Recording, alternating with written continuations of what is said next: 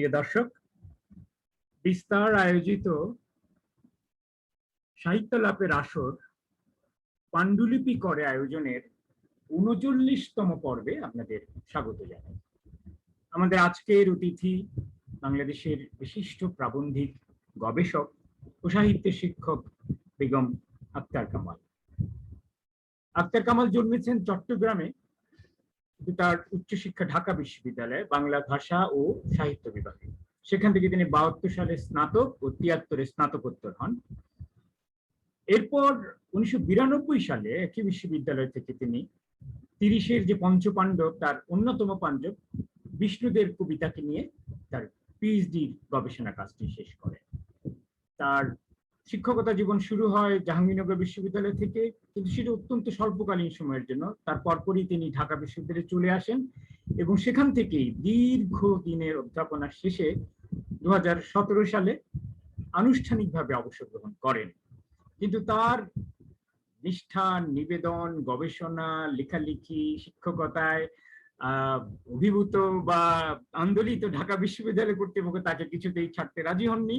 ফলে তাকে আবারও তারা ডেকে নিয়েছে সুপার নিউমেরারি প্রফেসর বা সংখ্যাতিরিক্ত অধ্যাপক হিসেবে। তিনি এখন সেই পদে সেখানে বৃত রয়েছেন। তার শিক্ষকতা সময়কালীন তিনি বিভাগীয় প্রধানের দায়িত্ব, পাশাপাশি নজরুল গবেষণা কেন্দ্রের পরিচালকের দায়িত্ব ইত্যাদি আরো অনেক দায়িত্ব পালন করেছেন। তার লেখালেখি শুরু হয়, আমরা আগেই বলেছি, বিষ্ণুদের গবেষণা কর্মটি দিয়ে। কিন্তু বিষ্ণুদের তার একটা বেশ বড় আগ্রহের বিষয়, কারণ আমরা লক্ষ্য করেছি এরপর তিনি আরো দুটি গ্রন্থ তাকে নিয়ে রচনা করেছেন। বিষ্ণুদের কাব্য পুরাণ প্রসঙ্গ, বিষ্ণুদের কবি স্বভাব ও কাব্যরূপ। আর এর বাইরে তার আরেকটি বড় আগ্রহের বিষয় রবীন্দ্রনাথ। রবীন্দ্রনাথকে নিয়ে তিনি বেশ কটি গ্রন্থ রচনা করেছেন। রবীন্দ্র কবিতার বাতায়নে, রবীন্দ্রনাথ যেখানে যত আলো, রবীন্দ্রনাথের ব্রহ্ম ভাবনা, রবীন্দ্রনাথের এশিয়া দর্শন ইত্যাদি। আর তার বড় প্রেম কবিতা। কবিতাকে ঘিরেই তার যাবতীয় গবেষণা। কবিতার নান্দনিকতা, প্রাচীন ও মধ্যযুগ, কবিতার চেতনা, চেতনার কথকতা, বাংলা কবিতার আধুনিকতা ও মিথ, শামসুর রহমানকে নিয়ে লেখা কবিতার অভিজ্ঞান ও সংবেদ, জীবনানন্দের নিয়ে লেখা কথার গর্বে কবিতা, নজরুলকে নিয়ে দৃষ্টি ও সৃষ্টি ইত্যাদি অনেক গ্রন্থ তিনি রচনা করেছেন। মূল্যবান সব গবেষণা গ্রন্থ কবিতাকে ঘিরে। তাই বলে কথা সাহিত্যকেও তিনি উপেক্ষা করেনি। কথা সাহিত্য নিয়েও তার কাজ রয়েছে, একাধিক কাজ রয়েছে। কবির উপন্যাস রয়েছে, বিশ্বযুদ্ধ, জীবন ও কথা শিল্প রয়েছে, মহাবিদ্রোহের আখ্যান তত্ত্ব, কথা শিল্প।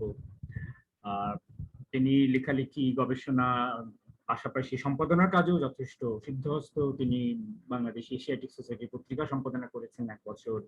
তিনি আমাদের মাতৃভাষা ইনস্টিটিউটের যে প্রকাশনা পত্রিকাটি রয়েছে তার সম্পাদনা পরিষদে রয়েছেন। এর বাইরে বুদ্ধদেব বসুর প্রবন্ধ, শামসুর রহমানের রচনাবলী, মীর মোশাররফ হোসেন, ঈশ্বরচন্দ্র বিদ্যাসাগর, প্রতীচ্য সাহিত্য, সাহিত্য ইত্যাদি নানা বিষয়ে অনেক গ্রন্থ তিনি সম্পাদনা করেছেন। এর জন্য তিনি পুরস্কৃত হয়েছেন ২০১৬ সালে অনন্যার যে সেরা বছরে যে সাহিত্য পুরস্কার দেওয়া হয়, অনন্য সাহিত্য পুরস্কার, সেটি তিনি পেয়েছেন। এবং এই বছর ২০২১ সালে তিনি বাংলা একাডেমি থেকে গবেষণা এবং প্রবন্ধ সাহিত্যের জন্য বাংলা একাডেমি সাহিত্য পুরস্কার পেয়েছেন। তো আজকে আমরা তার কাছ থেকে শুনবো তার সাহিত্য জীবনের গল্প, গবেষক জীবনের কাজ, তার নানাবিধ ভাবনা, সাহিত্য, সমাজ, রবীন্দ্রনাথকে ঘিরে তার ভাবনা ইত্যাদি। বেগম আক্তার কামাল, আমরা অত্যন্ত আনন্দিত আপনাকে আজকে আমাদের মাঝখানে পেয়ে। আমি এই সুযোগে আমাদের বিস্তারের পক্ষ থেকে আপনাকে আনুষ্ঠানিকভাবে বরণ করে নিচ্ছি আমাদের এই আন্তর্জাতিক মঞ্চে। ধন্যবাদ, স্বাগত, শুভেচ্ছা। আমিও আনন্দিত, আপনার আহ্বানে সাড়া না দিয়ে পারিনি। আপনি এমন করে বলেছেন এবং আপনার এই ঋষিতুল্য চেহারা, যেটা আমার আকর্ষণ করে। চিটাগাঙে আপনার সঙ্গে আমার দেখা হয়েছিল, আমি কিন্তু আপনাকে ভুলিনি। আপনার কাজকর্মের সঙ্গে আমি পরিচিত, আমি এসে সত্যি আনন্দিত। অনেক ধন্যবাদ আপনাকে। আমরা শুরু করি সাধারণত আমন্ত্রিত অতিথির একেবারে তার সাহিত্য জীবনের গোড়ার গল্পটি, সূচনা পর্বের কথাটি জানতে পেরে। যেমন আপনি ভাষার প্রতি, বাংলা ভাষা ও সাহিত্যের প্রতি যে আপনার অনুরাগটা তৈরি হলো, তার কি কোনো বিশেষ প্রেক্ষাপট বা কোনো প্রেরণা, প্রণোদনা ছিল? সেই পর্বটির কথা, আপনার ভাষা এবং সাহিত্যের প্রতি আগ্রহী ওঠার প্রেরণাটার কথা শুনতে চাই আপনার কাছ থেকে। আমার মা খুব ছোট, আমার শিশু বয়সে মারা যান। আমার মায়ের কোনো স্মৃতি নেই। এবং হ্যাঁ। আমি এক ধরনের মনে মনে অন্তর নিঃসহায় ছিলাম, নিজেকে খুব একলা মনে হতো এবং একটা শূন্যতা বোধে আমি সবসময় আক্রান্ত থাকতাম। এবং এইটি দূর করার জন্য আমি বেছে নিয়েছিলাম পড়াশোনা, এবং যে কোনো সাহিত্য হোক, যে কোনো বিষয় হোক, সে বিষয়ে পড়াশোনা করা এবং প্রকৃতিকে আঁকড়ে ধরা, এই দুটো ছিল আমার জীবনের ভিত্তি। এবং এরপর শৈশবে আমি প্রচুর পড়তাম, বড় হয়েও কিশোর বয়সে পড়াশোনা করেছি। আমি ক্লাস 5-এ পড়তে বাংলা ক্লাসিক উপন্যাসগুলো পড়া শুরু করি, এবং এই পড়ার মধ্যে দিয়ে আমার একটা সাহিত্য জ্ঞান তৈরি হয়, সাহিত্য বোধ তৈরি হয়, এবং কবিতা, গল্প, কিছু কিছু ছড়া, এগুলো দিয়ে লেখালেখির সূত্রপাত। কিন্তু যেটা হয় যে বাঙালি মেয়েদের কিছুটা পিছু টান থাকে, কিছুটা প্রতিবন্ধকতা থাকে, যে জন্য এগুলো আমি প্রকাশ করতে পারিনি। আমার বাবা শুধু চাইতেন আমি যেন লেখাপড়াটাই করি, অন্যদিকে মন না দিই। সেটা আমি করেছি, এবং কিন্তু সঙ্গে সঙ্গে চলেছে আমার এই সাহিত্য চর্চা। আমি যখন ইন্টারমিডিয়েটে পড়ি তখন আমি 3টে বড় বড় উপন্যাস লিখে ফেলি দুঃসাহসের মতো, এবং সেই 3টে উপন্যাসের মধ্যে একটি উপন্যাসের নাম আমার মনে আছে, ভ্যারাইটি হাউসের বাসিন্দা, এবং এটি প্রেসেও ছিল, ছাপা হচ্ছিল, এবং এটা অনেকটাই নকল বলা চলে। অভিজ্ঞতা নেই জীবনের, কিন্তু প্রচুর বই পড়তাম বলে নানা বইয়ের মিশেল থেকে আমার এই কাহিনী গড়ে উঠেছিল। আমার এক বান্ধবী আছেন, তিনিও লেখালেখি করেন, তার নাম নাসরিন নঈম। তার স্পষ্ট মনে আছে, সেই আমাকে মনে করিয়ে দিল যে উপন্যাসটির নাম ছিল এটা প্রেসে ছাপা হচ্ছিল। কিন্তু 71-এ মুক্তিযুদ্ধের সময় এটি হারিয়ে যায়। 71-এর পরে যখন দেশ স্বাধীন হলো, তখন আমি লেখালেখির মধ্যে আত্মনিয়োগ করি বাংলা সাহিত্য পড়ার জন্য। আমি কিন্তু বেসিক্যালি ইকোনমিক্স ডিপার্টমেন্টে ভর্তির জন্য এসেছিলাম, ভর্তি হয়েছিলাম, কিন্তু মুনির চৌধুরীর ক্লাস করে আমি উদ্বুদ্ধিত হই, বাংলা সাহিত্যে আমি অনার্স পড়তে চলে আসি। এবং এর জন্য আমার বাবা খুব রাগ করেছিলেন, তিনি চাইতেন মেয়ে একটা ভালো সাবজেক্ট, তখনকার মতো উঁচু দরের অর্থকরী যেখানে আছে সেটা পড়াই বাঞ্ছনীয়। কিন্তু আমি কথা শুনি না, আমি চ্যালেঞ্জ করেছিলাম যে আমি বাংলা পড়ে ভালো রেজাল্ট করব। এবং এই বাংলা সাহিত্য পড়ার পর আমি লেখালেখি শুরু করি। সে লেখালেখি হলো, এবং আশ্চর্যভাবে যেটা হয়েছে, সৃজনশীল লেখা থেকে আমার লেখা সরে গেল, কিছুটা সরে গিয়ে আমি প্রবন্ধের দিকে ঝুঁকে গেলাম। কেন গেলাম আমি আজও জানি না, এর কারণ আমি কিন্তু খুঁজে সেটা পেয়েছি, আমরা সেটা কিন্তু হলো সেটা আমাদের কৌতূহল, এটা জানাটা আসলে সত্যি সত্যি এটা তো বেশ হ্যাঁ, একটু, হ্যাঁ, খুব জানাটা একটা হলো স্বাভাবিক হ্যাঁ, না তো, কেন কি কারণগুলো খুঁজে পেয়েছেন হ্যাঁ, আপনি? হ্যাঁ। আমার একটা অনুভূতিশীল সংবেদন মন আছে, এবং সে মনটা যে কোনো সাহিত্য পড়লেই যেন ভেতরে ঢুকে যায়, এবং ভেতরে প্রবেশ করে সে সাহিত্যিক গোয়েন্দার মতো আবিষ্কার করে ফেলে লেখক কি বলতে চাচ্ছেন এখানে। আসলে তিনি ভাষায় যেটা লিখেছেন বিটুইন দ্য লাইন্স, এর মধ্যে কথাটা নেই, কথাটা আছে অন্য কোথাও। এই আবিষ্কারের নেশা আমাকে পেয়ে বসে, এবং আমি আমার ঘরের মোটা মোটা খাতা ছিল, সেগুলোতে আমি ওই বইটা পড়ি, বইয়ের উপর আলোচনা লিখে ফেলতে শুরু করি। এটা আমার পড়াশোনায় সহায়ক হয়েছে। আমি যখন ক্লাসে রেজাল্ট ভালো করছি, কারণ ওই পাঠটা আমাকে এই অভিজ্ঞতা দিয়েছে, এই ভালো রেজাল্টের একটা ঘটনা ঘটিয়েছে। এবং এই ক্ষেত্রে আমার সমালোচক মনটা গড়ে ওঠে, কারণ আমি সাহিত্যকে পড়েছি সাহিত্য জ্ঞানের ভিত্তিতে, আনন্দের তথাকথিত ভাবাবেগ দিয়ে নয়, যে এটা একটা ভাবালু বিষয়, পড়লাম গল্প, উপন্যাস, কবিতা, ভালো লাগলো, তা কিন্তু নয়। আমি পড়ছি একটা তীক্ষ্ণ দৃষ্টি নিয়ে, এবং পড়ার সঙ্গে সঙ্গে আমার একটা চিন্তা তৈরি হচ্ছে, সেই চিন্তাটা দেখছে ওই যে বললাম সাহিত্যিক গোয়েন্দা, গোয়েন্দার মতো আমি খুঁজছি এর চাবিকাঠিটা কোথায়, যে চাবি দিয়ে আমি এর দরজাটা খুলবো, এবং সেই দরজাটা খোলার কায়দাটা আমি যেন শিখে ফেললাম। এখন একটা লেখার দিকে তাকালে বা একটা গানের দিকে, একটা কবিতার দিকে যখন তাকাই আমি, তখন আমার মনে হয় যে এইখানে যে বলা হচ্ছে আসলে তা নয়, এটা তো অন্য কিছু আছে। এই ভঙ্গিটা আমি পেয়ে গেলাম, এই চাবিকাঠিটা আমি পেয়ে গিয়ে তখনই আমার সমালোচনার দিকে চলে আসি। এমএ ক্লাসে আমাদের থিসিস করতে হতো, সেই থিসিসে আমার স্যার আকরাম স্যার, সৈয়দ আকরাম হোসেন, যিনি আমার শিক্ষা গুরুও বটে, তিনি আমাকে বললেন যে তুমি বিষ্ণুদের উপরে এমএ থিসিস লেখো। একটা দুঃসাহসিক কাজ, বাংলাদেশে তখন ওই 30-এর কবিদের নিয়ে লেখালেখি কিন্তু হয়নি, এবং তিনি আমাকে বলছেন যে সৈয়দ ইয়ে আপনার বিষ্ণুদের পুরাণ প্রসঙ্গ তাও নিয়ে, বিষ্ণুদেরকে বলা হয়ে থাকে বিষ্ণুদের এই 5 জনের মধ্যে সবচাইতে দুর্বুদ্ধ এবং দুরূহতম কবি আর কি বলা হয়ে থাকে। হ্যাঁ, হ্যাঁ, হ্যাঁ। কবিতা হচ্ছে দুর্বোধ্য কেল্লা। হুম, হুম। এবং সেই বিষ্ণুদের উপর যখন আমি কবিতা পড়তে বসলাম, তখন আমি তখন রাজনীতিও করতাম, অবভিয়াসলি রাজনৈতিক মাঠেও ছিলাম, এবং আমি মার্ক্সবাদ পড়া শুরু করি, কারণ বিষ্ণুদত্ত একজন মার্ক্সীয় কবি, এবং এই মার্ক্সবাদ এবং সাহিত্য এই দুটোকে মিলিয়ে আমার একটা দৃষ্টিভঙ্গি গড়ে উঠতে থাকে। এবং পুরাণ, বাংলাদেশের প্রথম পুরাণের উপর রচনাটা আমারই ছিল। গবেষণা যখন হয়ে গেল, তারপরে বিভাগে যোগদান করলাম। যথারীতি প্রবন্ধ লিখতে হয় প্রমোশনের খাতিরে বা নিজের আনন্দে, লিখতে লিখতে শেষে আমার পিএইচডির প্রশ্ন এলো, আমি কিসে পিএইচডি করবো। স্যার বললেন, তুমি তো জটিল বিষয়ে চিন্তা করো, তুমি বিষ্ণুদের সমগ্র কাব্যের উপর তুমি পিএইচডি করো। তারপরে তিনি বিষ্ণুদের কাব্য আমাকে দিয়ে দিলেন, এবং আমি সেটা পুরো 22টা কাব্য নিয়ে তার যে রচনা, সেটার উপর বইটি লিখলাম। এবং বইটি বাংলা একাডেমি প্রকাশনা হিসেবে এটাকে আলোচনাও করেছিল অনুষ্ঠান করে, আমার মনে আছে।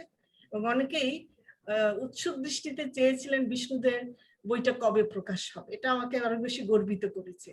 এবং এরপরে লেখালেখির আমার শুরু হয়ে যায়। আপনি যখন বিষ্ণুদের নিয়ে গবেষণা শুরু করলেন, তখন কি তিনি জীবিত ছিলেন? তখন হ্যাঁ, জীবিত ছিলেন। তো তার সাক্ষাৎ পেয়েছেন? সাক্ষাৎ পেয়েছি, তার চিঠি আছে আমার। তাহলে সেই প্রসঙ্গটা একটু আলোকপাত করেন। হ্যাঁ, তার সঙ্গে আমি যখন তথ্য সংগ্রহের জন্য কলকাতা গেলাম, তখন তার বাড়িতে গেলাম, গোলাম মোহাম্মদ রোডের 1 নম্বর বাড়িতে থাকতেন। সেখানে দেখলাম তার ড্রয়িং রুমে শুধু ক্যাসেট এবং পুতুল, মাটির পুতুল বিভিন্ন অঞ্চল থেকে সংগ্রহ করা। খুব কম কথা বলেন, আস্তে আস্তে কথা বলেন, তখন বার্ধক্য এসে গেছে। তার স্ত্রীর সঙ্গে বেশি আলাপ হলো। এবং বইটি যখন প্রকাশ হলো, তখন উনি আমাকে চিঠি লিখলেন যে বইটি যদি পাঠান আমি উপকৃত হব। আমি মানে মরমে মরে গেলাম। বইটা উনি এইভাবে চাইলেন, আমার আগেই দেয়া উচিত ছিল। তারপরে বইটি আমি যথাসময়ে পাঠিয়ে দিয়েছি, সেই চিঠিটা আমার কাছে আছে। এবং আমার সৌভাগ্য যে আমি বিষ্ণুকে দেখেছি সচক্ষে, এবং এত সুপুরুষ ছিলেন তিনি, সেটা দেখি তখন বুঝেছি। তীক্ষ্ণ ভাষা, এবং মনে তার লেখার মধ্যে তীক্ষ্ণটা তো তার শরীরের অবয়বের সঙ্গে যেন মিলে যাচ্ছে। এবং এইভাবে আমার লেখালেখি চলে। এরপরে এবং আমার আগ্রহ হলো লেখালেখির ক্ষেত্রে যেটা কেউ লিখেনি, আমি সেই ক্ষেত্রে বিচরণ করি। আমি সেই প্রসঙ্গেই আসছি। আমি তো মোটামুটি কয়েকটা বইয়ের নাম গড় করে বলে দিলাম, কিন্তু এই বইগুলো লেখার প্রেক্ষাপট, এগুলো লেখার অভিজ্ঞতা এবং লেখার পরের যে প্রতিক্রিয়া, সব মিলিয়ে আপনার বিবেচনায় যে আপনার উল্লেখযোগ্য কাজগুলো এবং গুরুত্বপূর্ণ বাকগুলো, সেগুলো নিয়ে যদি আরেকটু বিশদে আলোকপাত করতেন আমাদের সামনে। আমি প্রথমত কবিতা নিয়ে আমার কাজ বেশি। বলেছি আমি যে কবিতাটা আমি ভালো বুঝি, এবং এই কবিতা নিয়ে কাজ করতে করতে আমার যে অনুভূতিশীল জগৎটা ছিল, সেই জগৎটা আস্তে আস্তে কেমন করে রবীন্দ্রনাথের দিকে ঝুঁকে গেল। এবং রবীন্দ্র কবিতা আমি ক্লাসে পড়াতে শুরু করি দীর্ঘদিন ধরে, কারণ বাংলা বিভাগে যারা রবীন্দ্রনাথ পড়াতেন, আমার মনে হতো তারা ঠিক পড়াচ্ছেন না। সঞ্জিত আপা পড়িয়ে গেছেন, এরপরে আর আমি ভালো শিক্ষক দেখতে পাচ্ছি না। সৈয়দ আকরাম হোসেন স্যার উপন্যাস পড়াতেন, কবিতার লোক পাচ্ছিলাম না। আর না, রবীন্দ্রনাথ সম্পর্কে তখন স্বাধীনতার পর একটা বিরাগ চলে এসেছিল, রবীন্দ্র বিরোধিতার একটা সূক্ষ্ম ব্যাপার ছিল তখন 80-র দশকে। বিশেষত আহমদ শরীফ স্যার যখন ওই বক্তৃতাটা দিলেন রবীন্দ্রনাথের বিষয়ে, তখন আমি সংকল্প করলাম যে রবীন্দ্রনাথকে আমার পড়তে হবে। এবং এরপরে আমি রবীন্দ্রনাথ পাঠ শুরু করি, এবং রবীন্দ্রনাথের উপর 4টা বই পর্যন্ত আমি লিখেছি। সেই বিষয়গুলোই লিখেছি যে বিষয়গুলো কেউ লেখেনি। এই অর্থে যে রবীন্দ্রনাথের উপর তো হাজার হাজার গ্রন্থ বেরিয়েছে, বিজ্ঞজনেরা লিখেছেন, বিখ্যাত পণ্ডিতেরা লিখেছেন, শঙ্খ ঘোষ থেকে শুরু করে সবাই লিখেছেন। জীবনে যে 1 লাইন লিখেনি, সেও রবীন্দ্রনাথ নিয়ে কিছু লিখেছে। তো এই যে রবীন্দ্র চর্চার মধ্যে আমার প্রথমে আকৃষ্ট হল আমার ব্রহ্ম ভাবনাটা। রবীন্দ্রনাথ ব্রহ্মকে কি বুঝেছেন, কি ভাবনা করেছেন, সেটাকে আমি সম্পূর্ণ একটা অন্য দৃষ্টিতে ব্যাখ্যা করলাম এখানে, বস্তুবাদী বৈজ্ঞানিক দৃষ্টিভঙ্গিতে। এবং বইটি প্রথম আলো বর্ষসেরা পুরস্কার পেয়েছে। এই বইটি আমার সঙ্গেই আছে, এটা আমার সবচেয়ে প্রিয় বই। যে আমার আশ্চর্য হলো যে তখন আমি বিভাগের চেয়ারম্যান এবং ডিন হিসাবে দায়িত্ব পালন করছি, সংসার ধর্মতা আছি। এর কাজের মধ্যে আমি রাত 10টায় বাসায় যেতাম ডিন অফিস থেকে, তখন ভর্তি পরীক্ষা চলছিল। সেই রাতে 1 মাসের মধ্যে আমি বইটা লিখে ফেলেছি। কি যেন একটা দৈব শক্তি ভর করেছিল আমার উপরে, যেটাকে দুয়েন্দে বলে।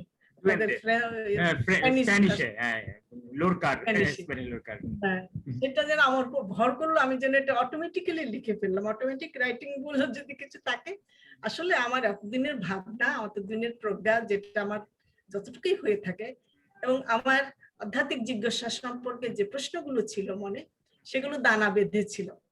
সেগুলোকে উৎসারিত হয়ে আপনার রবীন্দ্রনাথের ব্রহ্মভাবনের রূপ নিয়েছে, এবং এটি আমার সবচেয়ে প্রিয় বই। এবং এটাকে সৈয়দ মঞ্জুরুল ইসলাম এরা নির্বাচন করেছেন। প্রথম আলো বলেছে উনি যদি পুরস্কার না নিতে চায় তবুও আমরা দেবো ওনাকে পুরস্কার। আমি তখন আমেরিকায়, সেখান থেকে আমাকে টিকিট দিয়ে আনা হলো এবং পুরস্কার দেওয়া হলো। এটার মধ্যে যে রবীন্দ্রনাথের লেখার মধ্যে প্রায়শই এক ধরনের নিরীশ্বর ভাবনার কাছাকাছি কিছু বক্তব্য বা তার অবস্থান লক্ষ্য করা যায়, সেটার সঙ্গে মিলিয়ে কি আপনি আলোচনা করেছেন? বলছেন যে বস্তুতান্ত্রিক দিক থেকে দেখেছেন বললেন। যেটা বলতে চাচ্ছি আমি, যে রবীন্দ্রনাথকে যে দৃষ্টিতে আমরা দেখি, আসলে রবীন্দ্রনাথ নন, দেখা তার ইত্যাদি ইত্যাদি। এবং এই দেখার মধ্যে দিয়ে আমি প্রথমে ধরতে চাইলাম যে তিনি প্রাণ বলতে কি বোঝাচ্ছেন, চেতনা বলতে কি বোঝাচ্ছেন। বস্তু থেকে চেতনার উদ্ভব হচ্ছে, এবং চেতনাটা হেগেলের বক্তব্য অনুযায়ী যে এটা বিকশিত হচ্ছে, একটা অভিব্যক্তিবাদের মধ্যে দিয়ে পরমের দিকে যাচ্ছে, এটা হেগেল বলেছেন। রবীন্দ্রনাথের মধ্যে অনেকটা হেগেল আছে, রবীন্দ্রনাথটা অন্যরকম হয়ে গেছে শেষে। এই যে প্রাণ প্রকাশিত হচ্ছে, তারপরে সে বিকশিত হচ্ছে, তারপরে সে বিবর্তিত হচ্ছে, তারপরে সে সম্প্রসারণশীল হচ্ছে। আমার মধ্যে একটা শ্রেয়বোধ আছে, একটা প্রেয়বোধ আছে। রবীন্দ্রনাথ এই দুটো শব্দকে ধরলেন, শ্রেয়বোধ, প্রেয়বোধ। শ্রেয়ের সঙ্গে প্রেয়, প্রেয় অর্থাৎ যে প্রিয়, এই দুটোকে মিলিয়ে তিনি একটা ব্যক্তিগত ঈশ্বর সৃষ্টি করেছেন। এবং ঈশ্বরটা আছে তার মনে, আর আছে বাইরের জগতে। সব দুটোর সঙ্গে একটা সেতু সংযোগ তৈরি করা, এটা আমার কাছে খুব অভিনব লেগেছে। এবং মরমীবাদের সঙ্গে তার এখানেই পার্থক্য, তিনি কিন্তু আত্মহারা হয়ে আউল বাউলদের মতো ভেসে যাননি। তিনি সেখানে যেটা করেছেন সেটা হলো শিল্পীর প্রাণকেই বা শিল্পীকেই তিনি বলছেন এক ধরনের মনের মানুষ। শিল্পী মানুষই হচ্ছে তার মনের মানুষ, যে সৃষ্টি করে। যিনি সৃষ্টি করছেন তিনি ঈশ্বর। এবং এইটা সম্প্রসারণের মধ্যে দিয়ে আমরা যেদিকে যাচ্ছি, যেতে চাচ্ছি, আমি যেদিকে, সেই দিকটাই হচ্ছে ঈশ্বর, এবং সেটাই রবীন্দ্রনাথ ঈশ্বর। শেষ পর্যন্ত এটা মানবের দিকে গেছে, এবং একে তিনি মানব ব্রহ্ম বলছেন। ব্রহ্ম মানে কিন্তু আপনার তথাকথিত গড না, গড এটা একটা সত্তা, যে সত্তাটা আপনার আমার প্রত্যেকের মধ্যে আছে। আমরা কেউ জাগ্রত থাকি, কেউ বুঝি না, এবং এর দিকে যাওয়াটাই হচ্ছে আমাদের জীবনের চলাটা। এইটুকুই আমি বলতে চেয়েছি। আর অন্যান্য কাজগুলো সম্পর্কে যেমন আমার একটা খুব কৌতূহল, যে জীবনানন্দ নিয়ে যে বইটা লিখেছেন, আপনি নাম দিয়েছেন কথার গর্বে কবিতা, এটা আসলে কি বোঝাতে চেয়েছেন বা এর ব্যাখ্যা? এটা আমার এক ছাত্র গবেষক এবং আমার বলতে পারেন এখন বন্ধু, আমার ছাত্ররা ম্যাক্সিমাম বন্ধু হয়ে যায় আমার।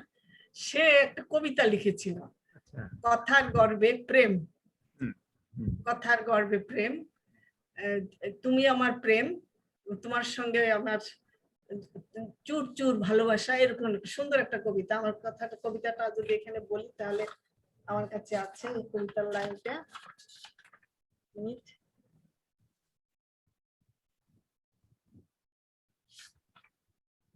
না, এটা জীবনানন্দে আছে।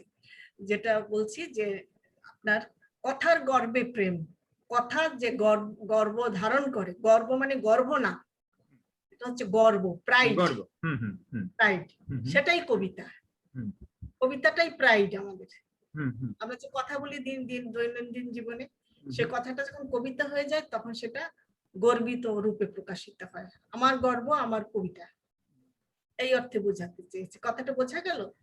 কথা যখন গর্ব রূপ ধারণ করে, গর্বিত হয়, তার মধ্যে একটা প্রাইডনেস আসে, তখনই সে কিন্তু কবিতা হয়ে যায়। সেটাকে বিশেষভাবে জীবনানন্দের সঙ্গে কিভাবে সম্পৃক্ত করলেন?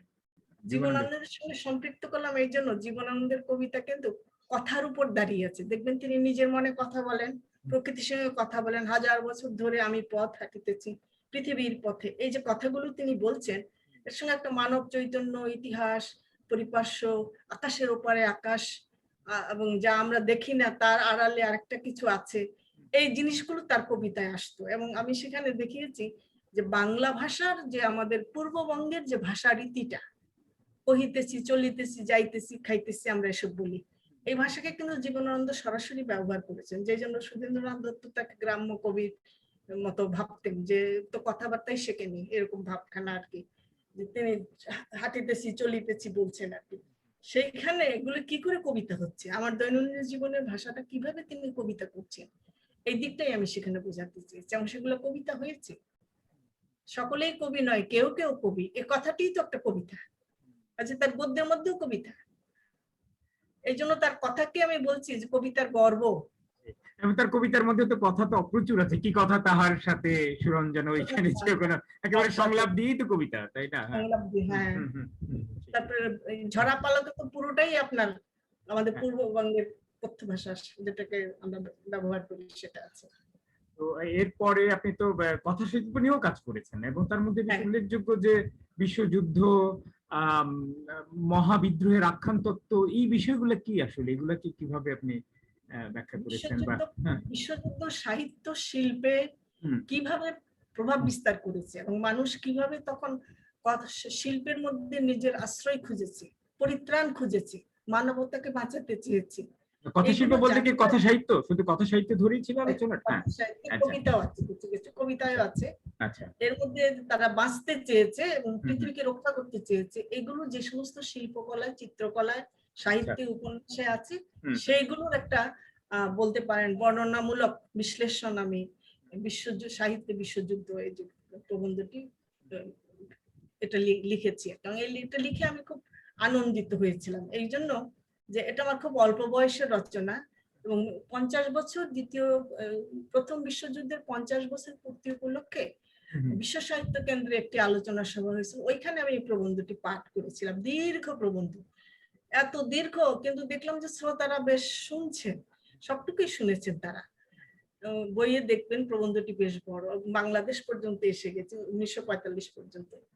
সেটা হচ্ছে এটা। আর মহাবিদ্রোহের আখ্যান তত্ত্ব, এটা আমার একটা পরিকল্পনার অংশ। পরিকল্পনাটা আমি করেছিলাম বিভাগে, আমি তখন আপনার ইয়ের দায়িত্বে আছি, সেমিনার আয়োজনের দায়িত্বে ছিলাম। সেই অনুযায়ী আমি একটা পরিকল্পনা করলাম যে আমাদের ইতিহাসের 4টে অধ্যায়কে আমরা আলোচনা করব সাহিত্যে। একটা হচ্ছে মহাবিদ্রোহ, সিপাহী বিদ্রোহ যাকে বলা হয়, সেটার দ্বারা সেই প্রেক্ষাপটে রচিত সাহিত্য, তারপরে বঙ্গভঙ্গ নিয়ে রচিত সাহিত্য, 21শে ফেব্রুয়ারি নিয়ে রচিত সাহিত্য, 71-এর মুক্তিযুদ্ধ নিয়ে রচিত সাহিত্য।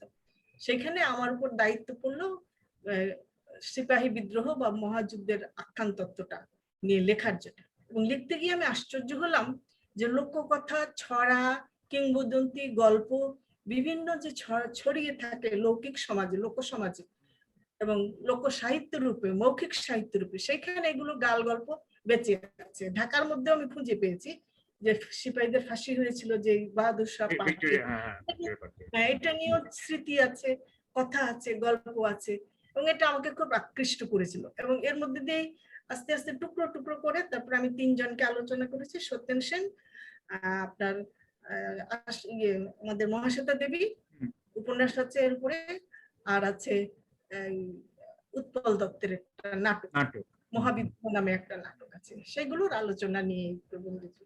কিন্তু তথ্যবহুল রচনা, খুবই আকর্ষণীয়। আমরা এগোই।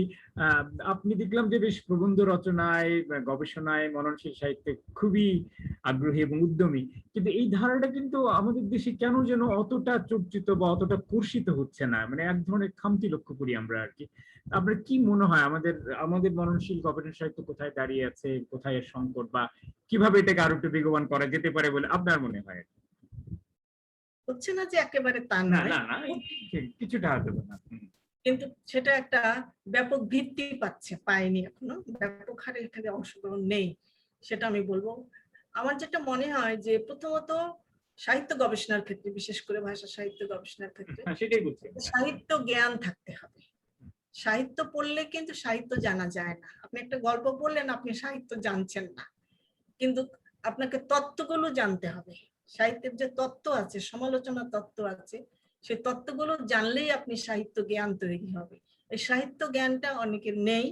আরেকটা হচ্ছে সাহিত্য বোধ, অ্যাস্থেটিক সেন্স, যেটাকে বলি অ্যাস্থেটিক সেন্স, এই সেন্সটা অনেকের কাজ করে না, কিন্তু তারা সাহিত্য গবেষণা করছে।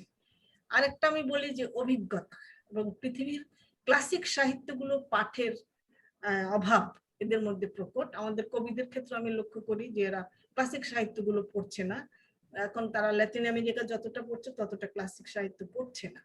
এই পঠন পাঠনের অভ্যাস, অভিজ্ঞতা, সাহিত্য জ্ঞান এবং সাহিত্য তত্ত্ব, এই কয়েকটি বিষয় অভাব বেশি রয়ে গেছে। এটা মননশীল ব্যাপার, পরিশ্রমের ব্যাপার। অনেক বই পড়তে হয়, 10টা বই পড়ে একটা প্রবন্ধ লেখা যায়, আরো 20টা পড়তে হয়। সেই জন্য ওই পরিশ্রমের কাজটি বেছে না নিলে, পরিশ্রমটি না করলে কিন্তু লেখা যাবে না, গবেষণার ভিত্তি দাঁড়াবে না।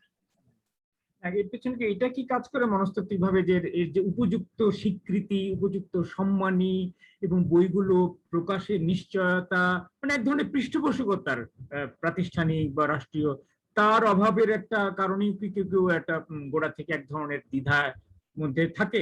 এটা কি মনে হয় আপনার, যেটা একটা বাধা, মনস্তাত্ত্বিক প্রতিবন্ধকতা আছে এই ধরনের কিছু? দেখুন, সাহিত্য লেখার একটা আনন্দ আছে, লেখালেখির একটা আনন্দ আছে, এটা তো আপনি নিজেও লেখেন জানেন। একটা আনন্দ ছাড়া লেখা হয় না। এবং আমি যখন লিখি তখন একটা অদৃশ্য পাঠক সমাজ আমার থাকে। আমি চাই পাঠক আমাকে স্বীকৃতি দিক, প্রাতিষ্ঠানিক ভাবে আমি স্বীকৃতি পাই, সামাজিক ভাবে পাই, এটা আকাঙ্ক্ষা মানুষের থাকতেই পারে। কিন্তু আমি যে লেখার মধ্যে আমি আনন্দ পাচ্ছি না এবং আমার সাহিত্য বোধ কাজ করছে না, আমার জানার জগৎটা তৃপ্ত হচ্ছে না, সেইটা আমি যদি এড়িয়ে যাই বা সেটা আমি না লিখি, তাহলে আমার লেখা দাঁড়াবে না কিছুতেই। পাঠক আজকাল আমার মনে হয় মননশীল সাহিত্যের দিকে ঝুঁকেছে। 2-3টা বছরের বই মেলায় আমি এটা লক্ষ্য করেছি। এবং এখানে প্রকাশকের দায় দায়িত্ব আছে উপযুক্ত মননশীল গ্রন্থটিকে নির্বাচিত করে সেটিকে প্রকাশ করা। সবকিছু নিয়ে, বিচিত্র বিষয় নিয়ে যারা লেখা, অগভীর রচনা, সেগুলোকে পাঠক আজকাল অনেকটাই চায় না। অন্তত কিছু সংখ্যক পাঠক তো আছে, আমার তো কিছু সংখ্যক পাঠক আছে বলে আমি বিশ্বাস করি। নাহলে তো এই বইগুলো প্রকাশিতই হতো না, এত বেশ বড় বই, দুরূহ বই, কঠিন বিষয়। 4টা এডিশন হয়েছে। পাঠক, আমরা 16 কোটি মানুষের দেশে যদি 300 বই বিক্রি করতে না পারি, 500 বই বিক্রি না হয়, তাহলে এই দেশে মরে যাওয়াই ভালো, কি লেখালেখি বাদ দেওয়াই ভালো। আসলে তাই, সেটাই আমার বিশ্বাস আর কি। পাঠক গোষ্ঠী গড়ে উঠছে না। হ্যাঁ, না কিন্তু পাশাপাশি ধরনের কিছু প্রাতিষ্ঠানিক পৃষ্ঠপোষক থাকতো, বাংলা একাডেমি বা এশিয়াটিক সোসাইটির কথা বললেন, বা বিশ্ববিদ্যালয় থেকে যদি প্রতি বছরে নির্দিষ্ট কিছু গবেষণার জন্য কিছু যদি আর্থিক সহযোগিতা, একদম ছুটি, এই জিনিসগুলো যদি দেওয়া হতো, আমার মনে হতো আর একটু গতি আসতো। আমি জানি না তার চল বা সংস্কৃতি কতটা আছে আর কি, তার রেওয়াজ এই দেশে আর কি গবেষণার জন্য প্রাতিষ্ঠানিক পৃষ্ঠপোষকতা। আবার নেইও, এক অর্থে আছেও নেইও। অবকাঠামো নির্মাণের দিকে বিশ্ববিদ্যালয় যত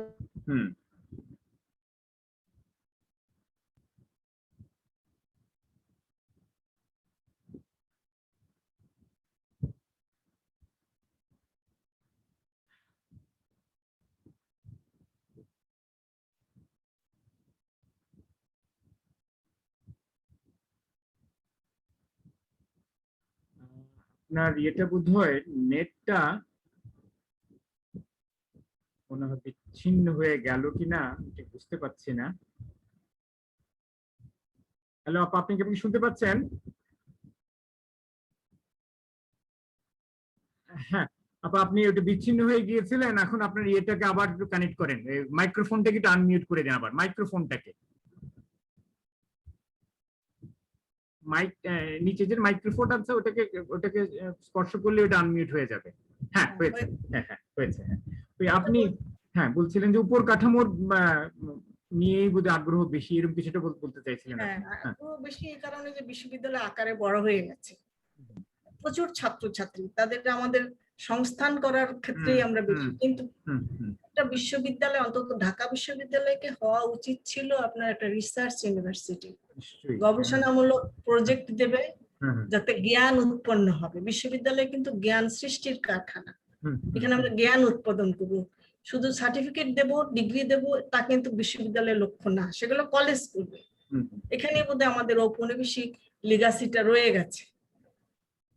ব্রিটিশরা নিজেরা আপনার তৈরি করেছে, আপনার নলেজ তৈরি করেছে জ্ঞান উৎপন্নের বিশ্ববিদ্যালয়, আর আমাদেরকে দিয়েছে অনার্স পড়াও, মাস্টার্স পড়াও, তারপরে কেরানি বানাও। এই সচেতন নীতিরই অংশ ছিল এটা, কেরানি তৈরি শিক্ষা, এটা আমরা এখনো বহন করে চলছি। আজকে যদি আমি বলি যে বিশ্ববিদ্যালয় থেকে অনার্স এমএ তুলে দিয়ে শুধু রিসার্চ ইউনিভার্সিটি করা হবে,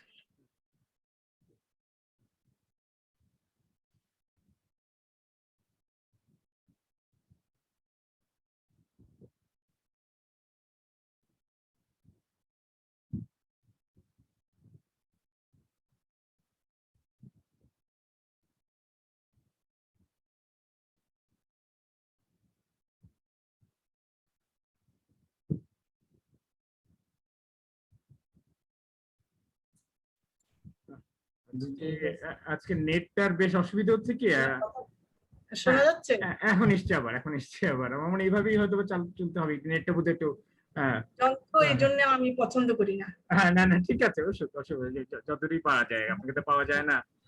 তবু তো যেটা পেলাম। বলছিলাম হ্যাঁ বিশ্ববিদ্যালয় জ্ঞান সৃষ্টির হুম হুম জন্য নিবেদিত নিশ্চয়ই। থাকবে, এটা একটা বড় সমস্যা আমাদের। কিন্তু কিছুদিন আগে যে একটা জরিপের মতো হয়েছিল, দেখা গেছে যে ঢাকা বিশ্ববিদ্যালয় কিন্তু জ্ঞান সৃষ্টির ক্ষেত্রে অনেক পিছিয়ে আছে বিশ্বের অন্যান্য বিশ্ববিদ্যালয়ের তুলনায়। ফলে এটা সচেতন ভাবেই মনে একটা উদ্যোগ নেওয়া দরকার আসলে, অন্তত মানববিদ্যা বা যে বিষয়গুলো আছে, মননশীল বিভাগগুলো, ওই জায়গাগুলোতে অন্তত যেন কিছু গবেষণা একটা যে হয় আর কি। সমাজ তো যেভাবে যে কাঠামোতে গড়ে উঠছে, যেই পুঁজিবাদী সভ্যতার যেই উত্তর আধুনিক পর্যায়ে আমরা এসে গেছি, সেটা যা মার্কেটে ডিমান্ড করছে, হ্যাঁ সেইটাই হ্যাঁ ডিমান্ড অনুযায়ী হ্যাঁ শিক্ষা হচ্ছে। তাই তো দেখতে পাচ্ছি ঢাকা বিশ্ববিদ্যালয়ের সান্ধ্যকালীন MBA কোর্স নিয়ে হইচই হচ্ছে, কিন্তু এই বিশ্ববিদ্যালয়টা প্রেস করা নিয়ে কারো কোনো মাথা ব্যথা নাই, নিজস্ব একটা প্রকাশনা বিভাগ করা নিয়ে। আচ্ছা আমরা এগোই, আমাদের কিছু বলছেন? হ্যাঁ জি বলেন। বলুন, আপনি বলুন।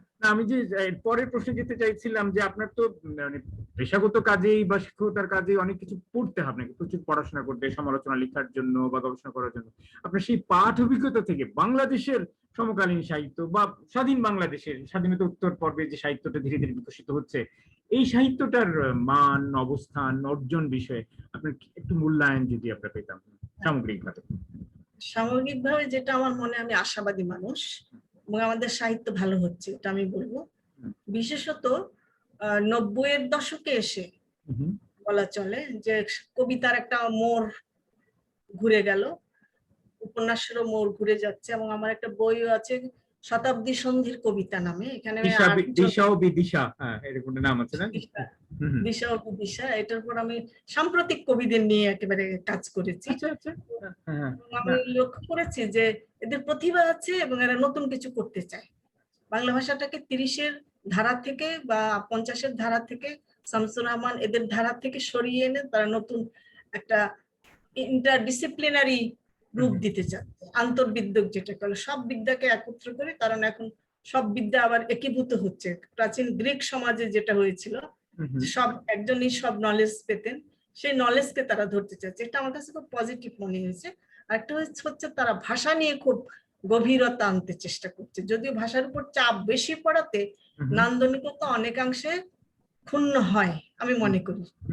স্বচ্ছতা, সচলতা, সারল্য, যে একটা মাধুর্য আছে, সেটা থেকে অনেক সময় বিচ্যুত হয়। আচ্ছা এই যে আপনি বলেন যে 90-এর দশক বা 90-এর দশক থেকে কবিতা একটা মোড় বা একটা বাঁক বদল, ঠিক নির্দিষ্ট করে বলতে পারেন কোন দিকটাতে, মানে যে শৈলীগত বা কয়েকজন কবির নামও যদি করতে পারেন আপনার, যদি মনে থেকে থাকে দিতে, তাহলে আমি উপকৃত হব।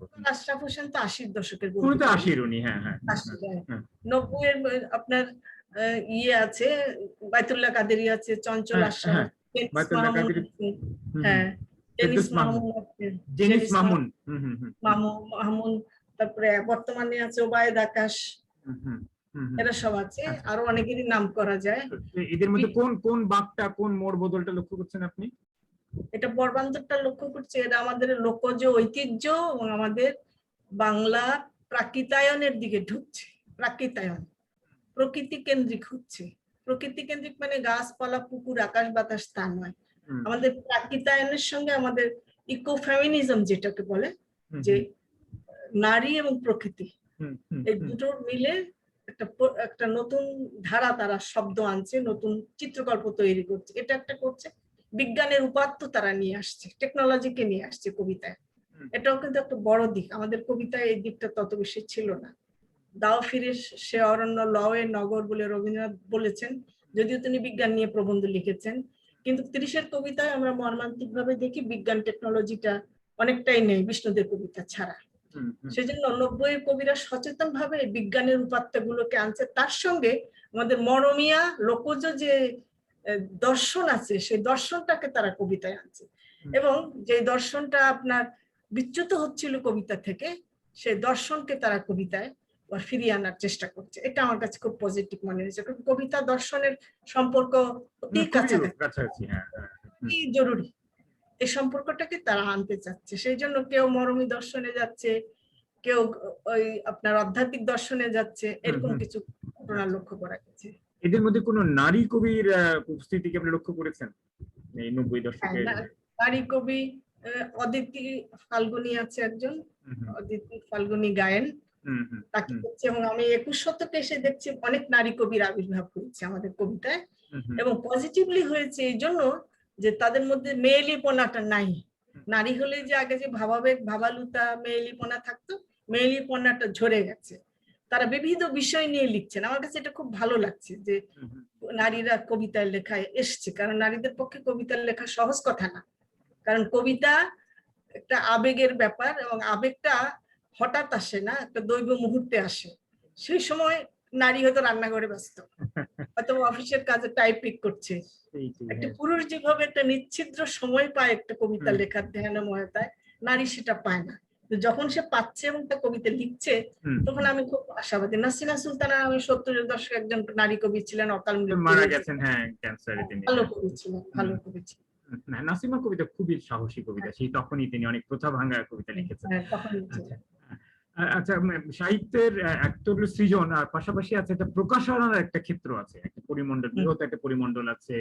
বইকে সুন্দর করে উপস্থাপন করা, সুসম্পাদনা, বইয়ের সমালোচনার একটা সংস্কৃতি, তারপরে বইয়ের লেখকদের সঙ্গে প্রকাশকদের একটা পেশাদারিত্বের সম্পর্ক, এই সামগ্রিকভাবে আমাদের প্রকাশনার জগৎটি পাশাপাশি কতটা বিকশিত হচ্ছে বা এর মধ্যে কতটা উন্নয়ন আপনি লক্ষ্য করছেন, এর সংকটই কি আপনার চোখে পড়েছে, যেটাকে কাটিয়ে উঠতে পারলে আমাদের সাহিত্য আরো উপকৃত হবে বলে আপনার মনে হয়?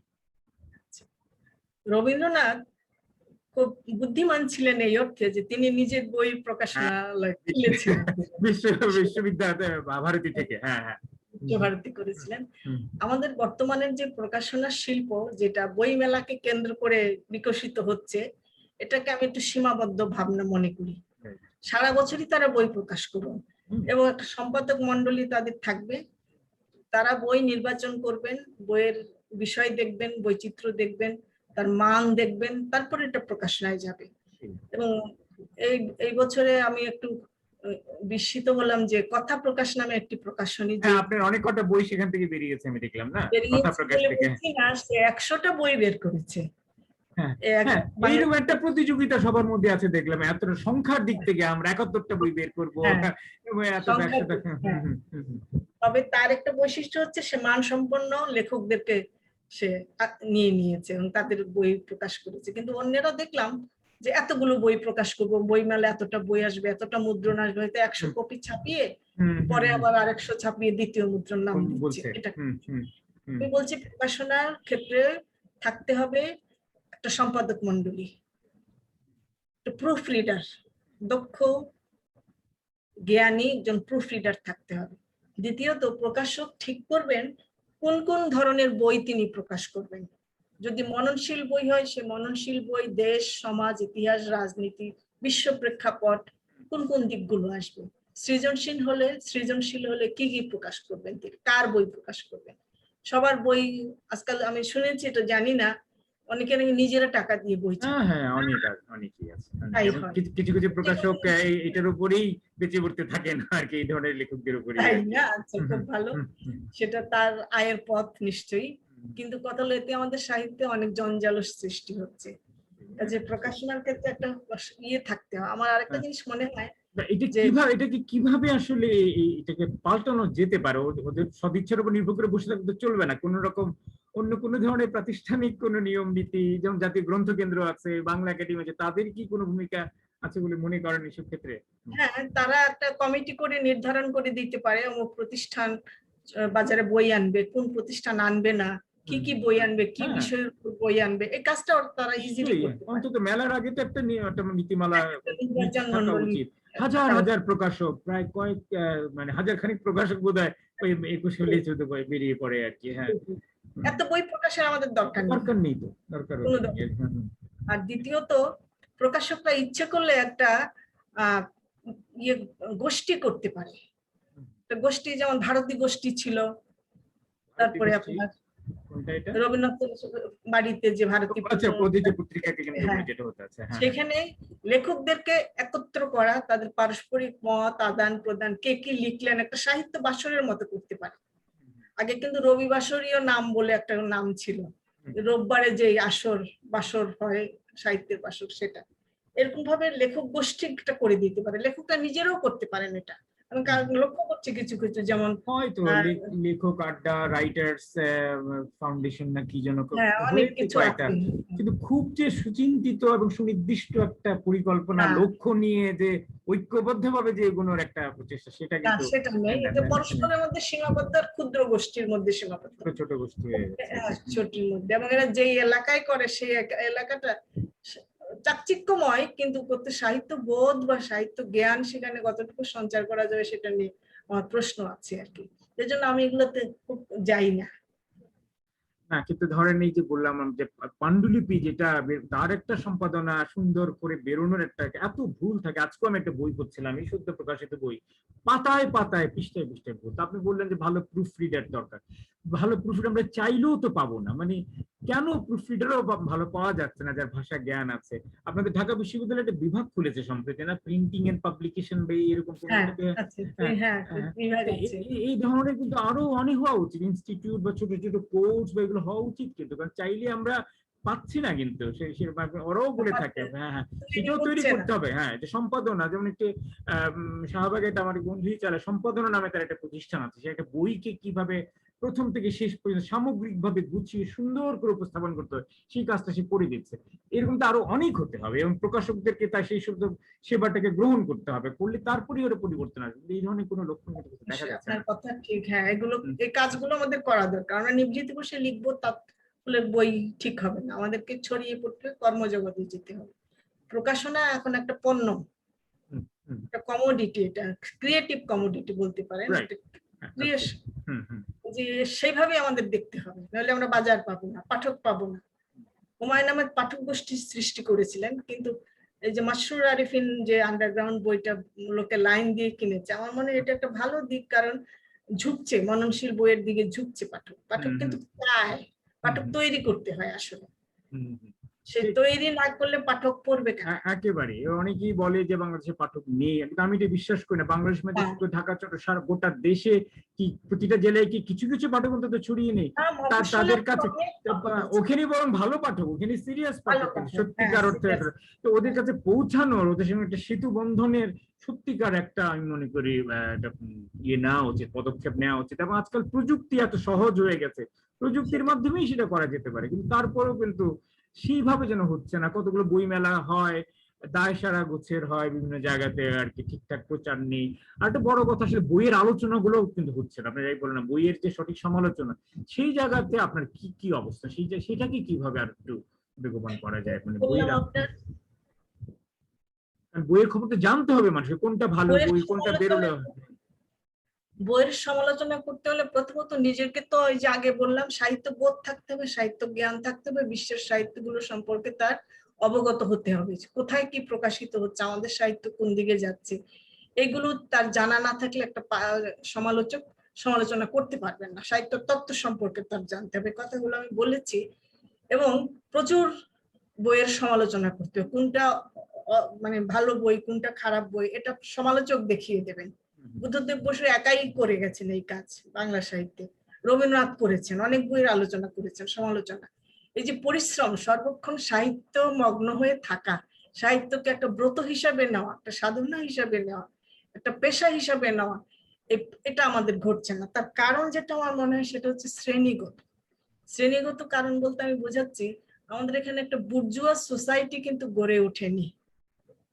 যে বুর্জুয়া সোসাইটি আভিজাত্যের সঙ্গে ব্যক্তি স্বাতন্ত্র্যবাদ এবং প্রচুর জ্ঞানের অধিকারী, নলেজই যাদের সম্পদ, সেই সোসাইটি কিন্তু আমরা গড়তে পারিনি।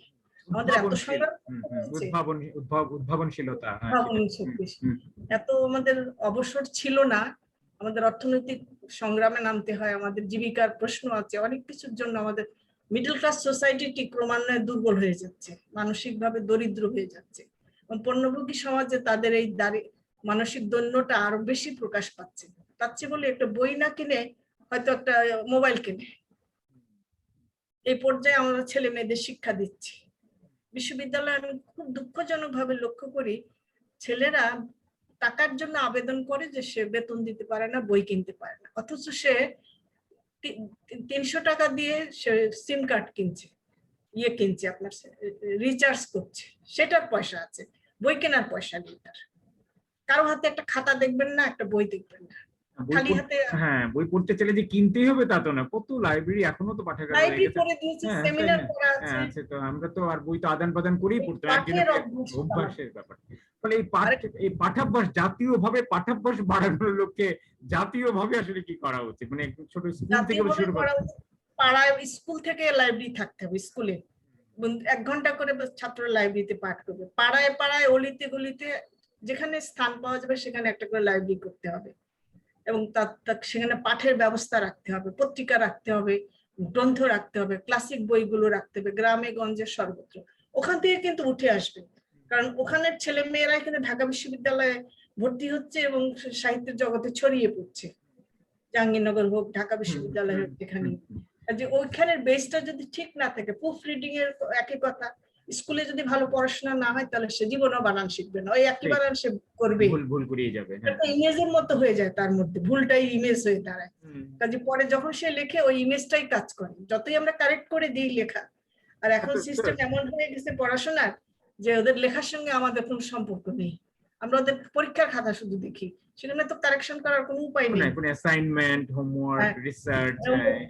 হ্যাঁ, সেই না তো আপনি লাইব্রেরির কথা বললেন, এই কাজটা তো বিশ্ব সাহিত্য কেন্দ্র সেই প্রায় 40 বছর ধরে করে আসছে এবং নানাভাবেই করছে, একদম মানে বাস করে করে বই পাঠাচ্ছে। তার কি কোনো সুফল কি আমরা পাচ্ছি, জাতি পাচ্ছে, বা কি, মানে কোথায়? আমি তো চোখে দেখছি না তাদেরটা, যতটা প্রদর্শনীমূলক ততটা সফল হচ্ছে কিনা আমার সন্দেহ আছে। হ্যাঁ, হ্যাঁ, মানে দৃশ্যমান নয় কিন্তু আসলে, তাহলে দৃশ্যমান নয়, কার্যকর নয়। এমনি দেখি এদিক ওদিক, মানে বই নিয়ে ভ্যান যাচ্ছে, গাড়ি যাচ্ছে, কিন্তু এটা সম্পর্কে আমার তেমন কথা বলার নেই। এইভাবে এটা হয় না, এই সিস্টেমে হবে না, আমাকে অন্য সিস্টেম বেছে নিতে হবে। আসলে গ্রামে গঞ্জে ছুটে স্কুলে লাইব্রেরি এবং একজন শিক্ষক লাইব্রেরিয়ান দায়িত্ব নেবেন, একদম পাঠকে কেন্দ্রিক একটা সংস্কৃতি গড়ে তোলা, যেটা আর কি আমাদের যে সেটাই বোধহয় করতে, বিচ্ছিন্ন ভাবে একটি দুটি উদ্যম দিয়ে হয়তো বা বেশি দূরে এগোনো যাবে না আর কি। হ্যাঁ, আমি দেখেছি বিদেশের স্কুলে একেবারে ক্লাস, মানে নার্সারি থেকে বাচ্চা স্কুল থেকে আসার সময় তাকে লাইব্রেরিতে ঢোকায়, ঢুকিয়ে বলে কোন বইটা তুমি বাসকে বাড়ি নিয়ে যাবে। সে বেছে একটা গল্পের বই নেয়, নিয়ে বাড়িতে পড়ে, পড়ে তার সে 10টা লাইন লেখে বইটা থেকে সে কি জানলো, এবং পরদিন টিচারকে দেয়, টিচার আবার পরদিন তাকে প্রত্যেকদিন তাকে একটা করে বই পড়ায়, তারা একবার 20 দিনে তারা 20টা বই পড়াবে। এইভাবে কিন্তু তৈরি করতে হবে, বই পড়তে দেওয়া, ক্লাসের পড়া যে নোট করে আনো বা অ্যাসাইনমেন্ট করে আনো, এগুলো দিয়ে কিন্তু হবে না। সাহিত্য না পড়ালে কোনো জাতি উন্নত হবে না, এটা আমি সাহিত্য চর্চা করি বলেই বলছি না। আমাদের কথাবার্তা সুন্দর হতে হবে, আমাদের পথঘাট সুন্দর হতে হবে, আমাদের স্বাস্থ্য সুন্দর হতে হবে, পরিচ্ছন্ন হতে হবে। এই পরিচ্ছন্নতা আসে, সৌন্দর্য বোধ আসে সাহিত্য থেকে, শিল্পকলা, সাহিত্য থেকে। আচ্ছা, আমাদের যে বৌদ্ধিক জগতে আমাদের নারীদের উপস্থিতি কিন্তু এখনো ঠিক অতটা আশাব্যঞ্জক নয়, বাড়ছে, আমরা লক্ষ্য করছি। তো এই ক্ষেত্রটা বোধহয় নারীদের জন্য এখনো অতটা মানে অনুকূল হয়ে ওঠেনি, নিশ্চয়ই অনেক চ্যালেঞ্জেস রয়ে গেছে। আপনি নিজে কিভাবে এই চ্যালেঞ্জ গুলো মোকাবেলা করেছেন, বা আজকে এত দূরে আসতে পেরেছেন, বা আদৌ কোনো চ্যালেঞ্জ আপনি পেয়েছেন কিনা? এখন যারা আসতে চাইছে নতুন নারীরা, আমি বিশেষ করে গবেষণা, বৌদ্ধিক জগৎ, শিক্ষকতা, অন্যান্য ক্ষেত্রে কথা বলছি, তাদের জন্য আপনার কি পরামর্শ, বা তার জন্য আপনার কি বলার রয়েছে সামগ্রিকভাবে আপনার অভিজ্ঞতার আলোকে? আমি তেমন প্রতিবন্ধকতার সম্মুখীন হয়নি, সেক্ষেত্রে আমি সৌভাগ্যবান, কারণ আমি পারিবারিক জীবনে হোক, সামাজিক ক্ষেত্রে হোক, দায়িত্ব পালনে, কর্তব্য পালনে আমি কোনো অবহেলা করিনি, সেগুলো সম্পন্ন করেই আমি আমার লেখালেখির জগৎ, পড়াশোনার জগৎ ঠিক রেখেছি। এই দুটো কাজের সমন্বয় করেছি আমি, এই জন্য আমি স্বাধীন ছিলাম, আমি অনেক স্বাধীনতা ভোগ করেছি। শোনা যাচ্ছে? হ্যাঁ, হ্যাঁ, হ্যাঁ, শোনা যাচ্ছে। আমি একটা স্বাধীন মুক্ত মনা হতে পেরেছি শুধু এই জন্যে যে আমি ওই দায়িত্বগুলো পালন করে এই কাজে এসেছি। এখন আমার বৌদ্ধিক নারীদের প্রতি এই একটা অনুরোধ, যে তারা যেন পড়াশোনাটা বেশি করেন, সাহিত্য জ্ঞান গড়ে তোলেন, এবং ভালো বই পড়েন, ক্লাসিক বইগুলো যেন তারা পড়েন। ক্লাসিক বই না পড়লে তাদের লেখালেখির জগৎ কখনো উন্নত হবে না। এই বৌদ্ধিক জগতে আসলে নারীদের আহ নানা কারণেই, হাজার বছরের সংস্কার তো, নানা কারণেই নারীরা বৌদ্ধিক জগতে নারীদের বিচরণ করতে দেওয়া হয়নি। এটা তো একটা কাল পরম্পরায় জিনের মধ্যে গঠিত হয়, স্মৃতির মতো থাকে জিনের মধ্যে। আমি শুধু রান্না বান্না করলাম এই স্মৃতি নিয়ে, একটা শিশু বড় হলো, তার দাদি নানি করেছে সেও করছে, কিন্তু তাকে একটা বৌদ্ধিক লেখা লিখতে বা একটা বুদ্ধিবাদের চর্চা করতে, এগুলো তো আমরা শেখাচ্ছি না। নারীদের ক্ষেত্রে এটা বলাই হয়ে থাকে তোমরা তো রান্না বান্না শিখবে, এটা এটা এখনো আছে পরিবারে। উচ্চশিক্ষিত নারীরাও কিন্তু ঘরের কাজটাকে প্রাধান্য দিচ্ছে। এর জন্য রবীন্দ্রনাথ একটা কথা বলেছিলেন তার নারী প্রবন্ধে, যে আগামী শতক, কত দূরদৃষ্টি ছিল, আগামী শতক মানে 21 শতক, আগামী শতক বিশ্বের কর্মক্ষেত্রে নারীদের আহ্বান আসবে, ডাক আসবে, তখন যেন নারীরা সেই ডাকে সাড়া দিতে পারে, সাড়া দিতে দেয়। কিন্তু মনে রাখতে হবে, হাজার বছরের যে জঞ্জাল কুসংস্কারের যে জটিলতায় তারা আচ্ছন্ন ছিল, সেইগুলোকে যেন তারা ফেলে দিয়ে আসে। এই কুসংস্কার এবং জটিলতা, হাজার বছরের নানান প্রথা আমাদের মনকে এত নিষ্পিষ্ট করে রেখেছে যে আমরা মুক্ত মনা হতে পারছি না। মুক্ত মনা না হলে আপনি বৌদ্ধিক জগতে পা রাখতে পারবেন না, আপনাকে সবকিছু গ্রহণের একটা গ্রহিষ্ণু মন থাকতে হবে। কিন্তু আপনি একটা প্রথার মধ্যে আবদ্ধ রইলেন, আপনার মনে কুসংস্কার এলো, আপনি এমএ পাস করলেন কিন্তু কুসংস্কার থেকে মুক্ত হতে পারলেন না, তাহলে কিন্তু নারীর মুক্তি বলুন, তার বৌদ্ধিক জগতে পদচারণা বলুন, কোনোটাই কিন্তু হবে না। মুক্তমনা হতে হবে। এই মুক্তমনাটা চর্চাটা নারীকে নিজেই পথ খুঁজে নিতে হবে, কিভাবে তিনি করবেন সেটা। এবং কিছু কিছু নারীর মধ্যে আমি লক্ষ্য করি এটা আছে। সেই পথ তো বেগম রোকেয়া সেই কবেই সেই দেখিয়েছেন, কবেই সেই স্বপ্নও দেখিয়েছেন না তাদেরকে, এবং তার জন্য তো কম বাধা বিঘ্ন প্রতিবন্ধকতা তিনি মোকাবেলা করেছেন। তো তখন এটাও করতে হবে, এটাও জীবনের অংশ, চ্যালেঞ্জ থেকে নিতে হবে, নিলেই বোধহয় আমি মনে করি প্রতিপক্ষ জায়গা ছেড়ে যেতে বাধ্য। আর আপনি যেটা বললেন যে মুক্ত মন অর্থাৎ প্রশ্নশীলতা, চিন্তার চর্চা করা, সবসময় বিশ্লেষণীর একটা বিষয় নিয়ে আগ্রহ প্রকাশ করা, হ্যাঁ, এই যে ভাবনা করা, হ্যাঁ এটাই শুধু মেয়েদের, এটা ছেলেদের নট নেসেসারি, সবকিছুতেই যেন সায়েন্স, বিজ্ঞান, খেলাধুলাও হতে পারে, সবকিছুতে একটা সমান আগ্রহ, জীবনকে তার পরিপূর্ণতায় অবগাহন করার তোলা, সেটা আর কি। আমি তো বিজ্ঞানের বই পড়তে মানে বেশি স্বাচ্ছন্দ্য বোধ করি, বিশেষ করে সৌরমণ্ডলের গ্রন্থ পড়তে আমার বেশি। এই যে মঙ্গল গ্রহে যাচ্ছে, যে এটা কি আকর্ষণীয় একটা বিষয় না, যে ওখানে গিয়ে এখন ছবি তুলছে, পাঠাচ্ছে, হ্যাঁ শিহরিত লাগে। হ্যাঁ, এবং দেখেন কোথায় যেতে পারে, হ্যাঁ, এবং বিদেশে একটা মেয়ে, একটা মঙ্গল গ্রহে প্রথম মানুষ যাওয়ার জন্য একটি নারী কিন্তু নিজেকে প্রস্তাব দিয়েছে, সেই যাবে এবং ওখান থেকে আর ফিরে আসবে না, কিন্তু এটা বলে হয়তো ওখান থেকে আর ফিরে আসার উপায় নেই, তারপরেও সে সিদ্ধান্ত নিয়েছে সেই যাবে সেখানে। এই যে সাহস, এই যে মানে চ্যালেঞ্জ নেওয়ার এটা স্পৃহা, সেইটা আমার মনে খুব দরকার আর কি। আচ্ছা, আমরা একটা কথা বলি, রবীন্দ্রনাথ এত বড় হয়েছেন কারণ বিশ্বকে তিনি বিস্ময়ে দেখেছেন, বিস্ময় ভরে। এই বিস্ময়টা আমাদের মনে এখন নাই, আমরা কোনো কিছু দেখে এখন বিস্মিত হই না। একটা গাছে ফুল ফুটছে আমি নিবিড় ভাবে কখনো দেখি না, এই দেখাটাই বিস্ময়কর দৃশ্যটা, দৃশ্যমান জগৎটাকে যদি আমি বিস্মিত না হই, দেখে আনন্দিত না হই, তাহলে কিন্তু আমার মন গড়ে উঠবে না। আমি মন এবং মনন দুটোকে আমি একীভূত করতে পারবো না। তারপরে জিজ্ঞাসা জাগবে, কেন ফুলটা ফুটলো, এইভাবে ফুটলো কেন, তখনই আমার জিজ্ঞাসাটা জাগবে। দেখা বিশ্ব পরিচয়ের মতো বই তো তিনি লিখেছিলেন না, একজন কবি, কিন্তু তিনি কিন্তু তাই লিখেছেন আবার।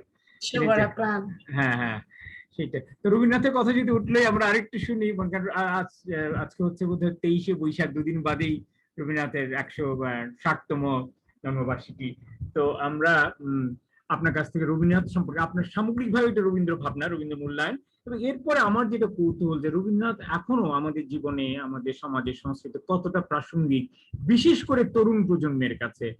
রবীন্দ্রনাথ এখনো কি সেরকম প্রাসঙ্গিক, বা তার আবেদন কি আছে নাকি ফুরিয়ে গেছে, বা তাকে কিভাবে আরো প্রাসঙ্গিক, প্রয়োজনীয় ও প্রিয় করে তোলা যেতে পারে তরুণ প্রজন্মের কাছে, এই নিয়ে আপনার ভাবনা চিন্তাগুলো কিছু যদি বলতেন।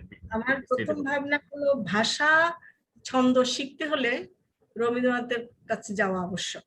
রবীন্দ্র কবিতা, রবীন্দ্র গদ্য শিখতে হলে রবীন্দ্রনাথের কাছে যেতে হবে আমাদের। এবং এই গদ্য, এই কবিতা, তার সর্ববিষয়ে তার যে শিল্প, সাহিত্য শিল্প আছে, চিত্রকলা আছে, সকল কিছু আছে, এত বিস্ময়কর জীবন, যেটা মনে হয় ডেমন, একটা ডেমন তিনি। মানবিক শক্তির পক্ষে এতটা সম্ভব না, তিনি কি করে পারলেন জানি না। আমরা বিস্মিত হই শরৎচন্দ্রের সেই যে কথা, তোমার তোমার পানে চাহিয়া আমাদের বিস্ময়ের সীমা নাই, এই যে কথাটি, সেই কথাটি, এই বিস্ময় জাগাতে হবে আমাদের মধ্যে। রবীন্দ্রনাথের অনেক কিছু আছে ফেলে দেওয়ার, যেগুলা পুনরাবৃত্তিমূলক, সেগুলো আমরা গ্রহণ করব না।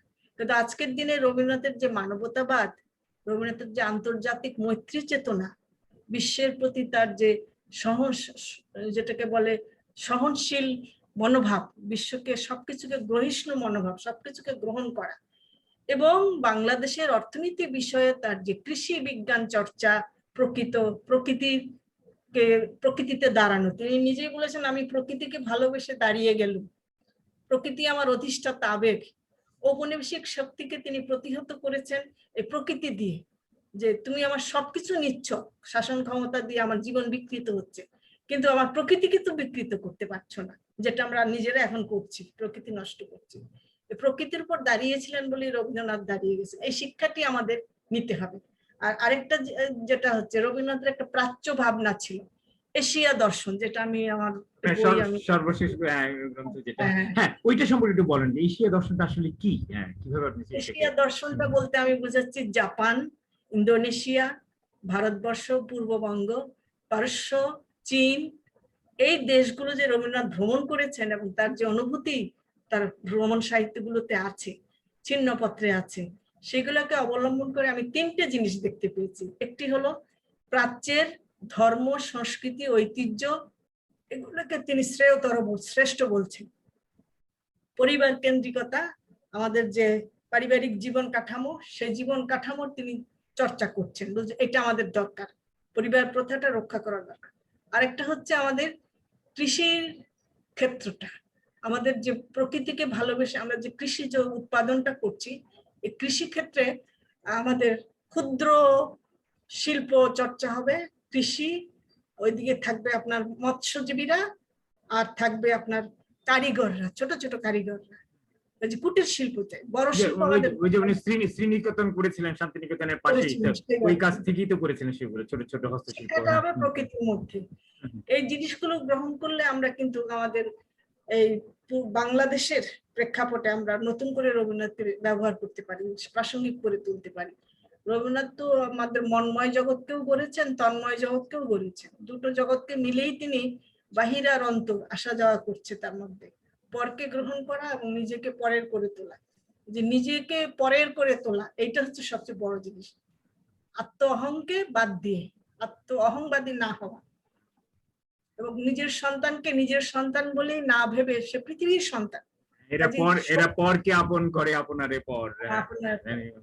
ছেলে সমীন্দ্রনাথ যখন মারা যায়, তিনি ট্রেনে করে যাচ্ছেন আর বলছেন জ্যোৎস্না আলোকিত রাত্রি, বলছেন কই আমার সমী নেই, কিন্তু মনে তো হচ্ছে না পৃথিবীতে কিছু কম পড়লো, সে আছে কোথাও। এই যে আছে, এই অর্থে রবীন্দ্রনাথ আস্তিক্যবাদী, ঈশ্বর আছেন এই অর্থে কিন্তু না। আচ্ছা, না আমি যেটা জানতে চাচ্ছি, তরুণ প্রজন্মকে কেন যেন মনে হয় এখন ঠিক রবীন্দ্রনাথের দ্বারা ওইভাবে বোধহয় তারা অতটা স্পৃষ্ট নয় বা অতটা আবেদন নয়, সেটা কিভাবে করা যেতে পারে? একসময় আমি জানি সঞ্জিতা আপারা করতেন যে রবীন্দ্রসঙ্গীত সম্মেলন দেশের প্রতিটি জেলায় ঘুরে ঘুরে ঘুরে ঘুরে করতেন, সেটা আর কি, সেটা অনেক তরুণদের অংশগ্রহণ দেখতাম।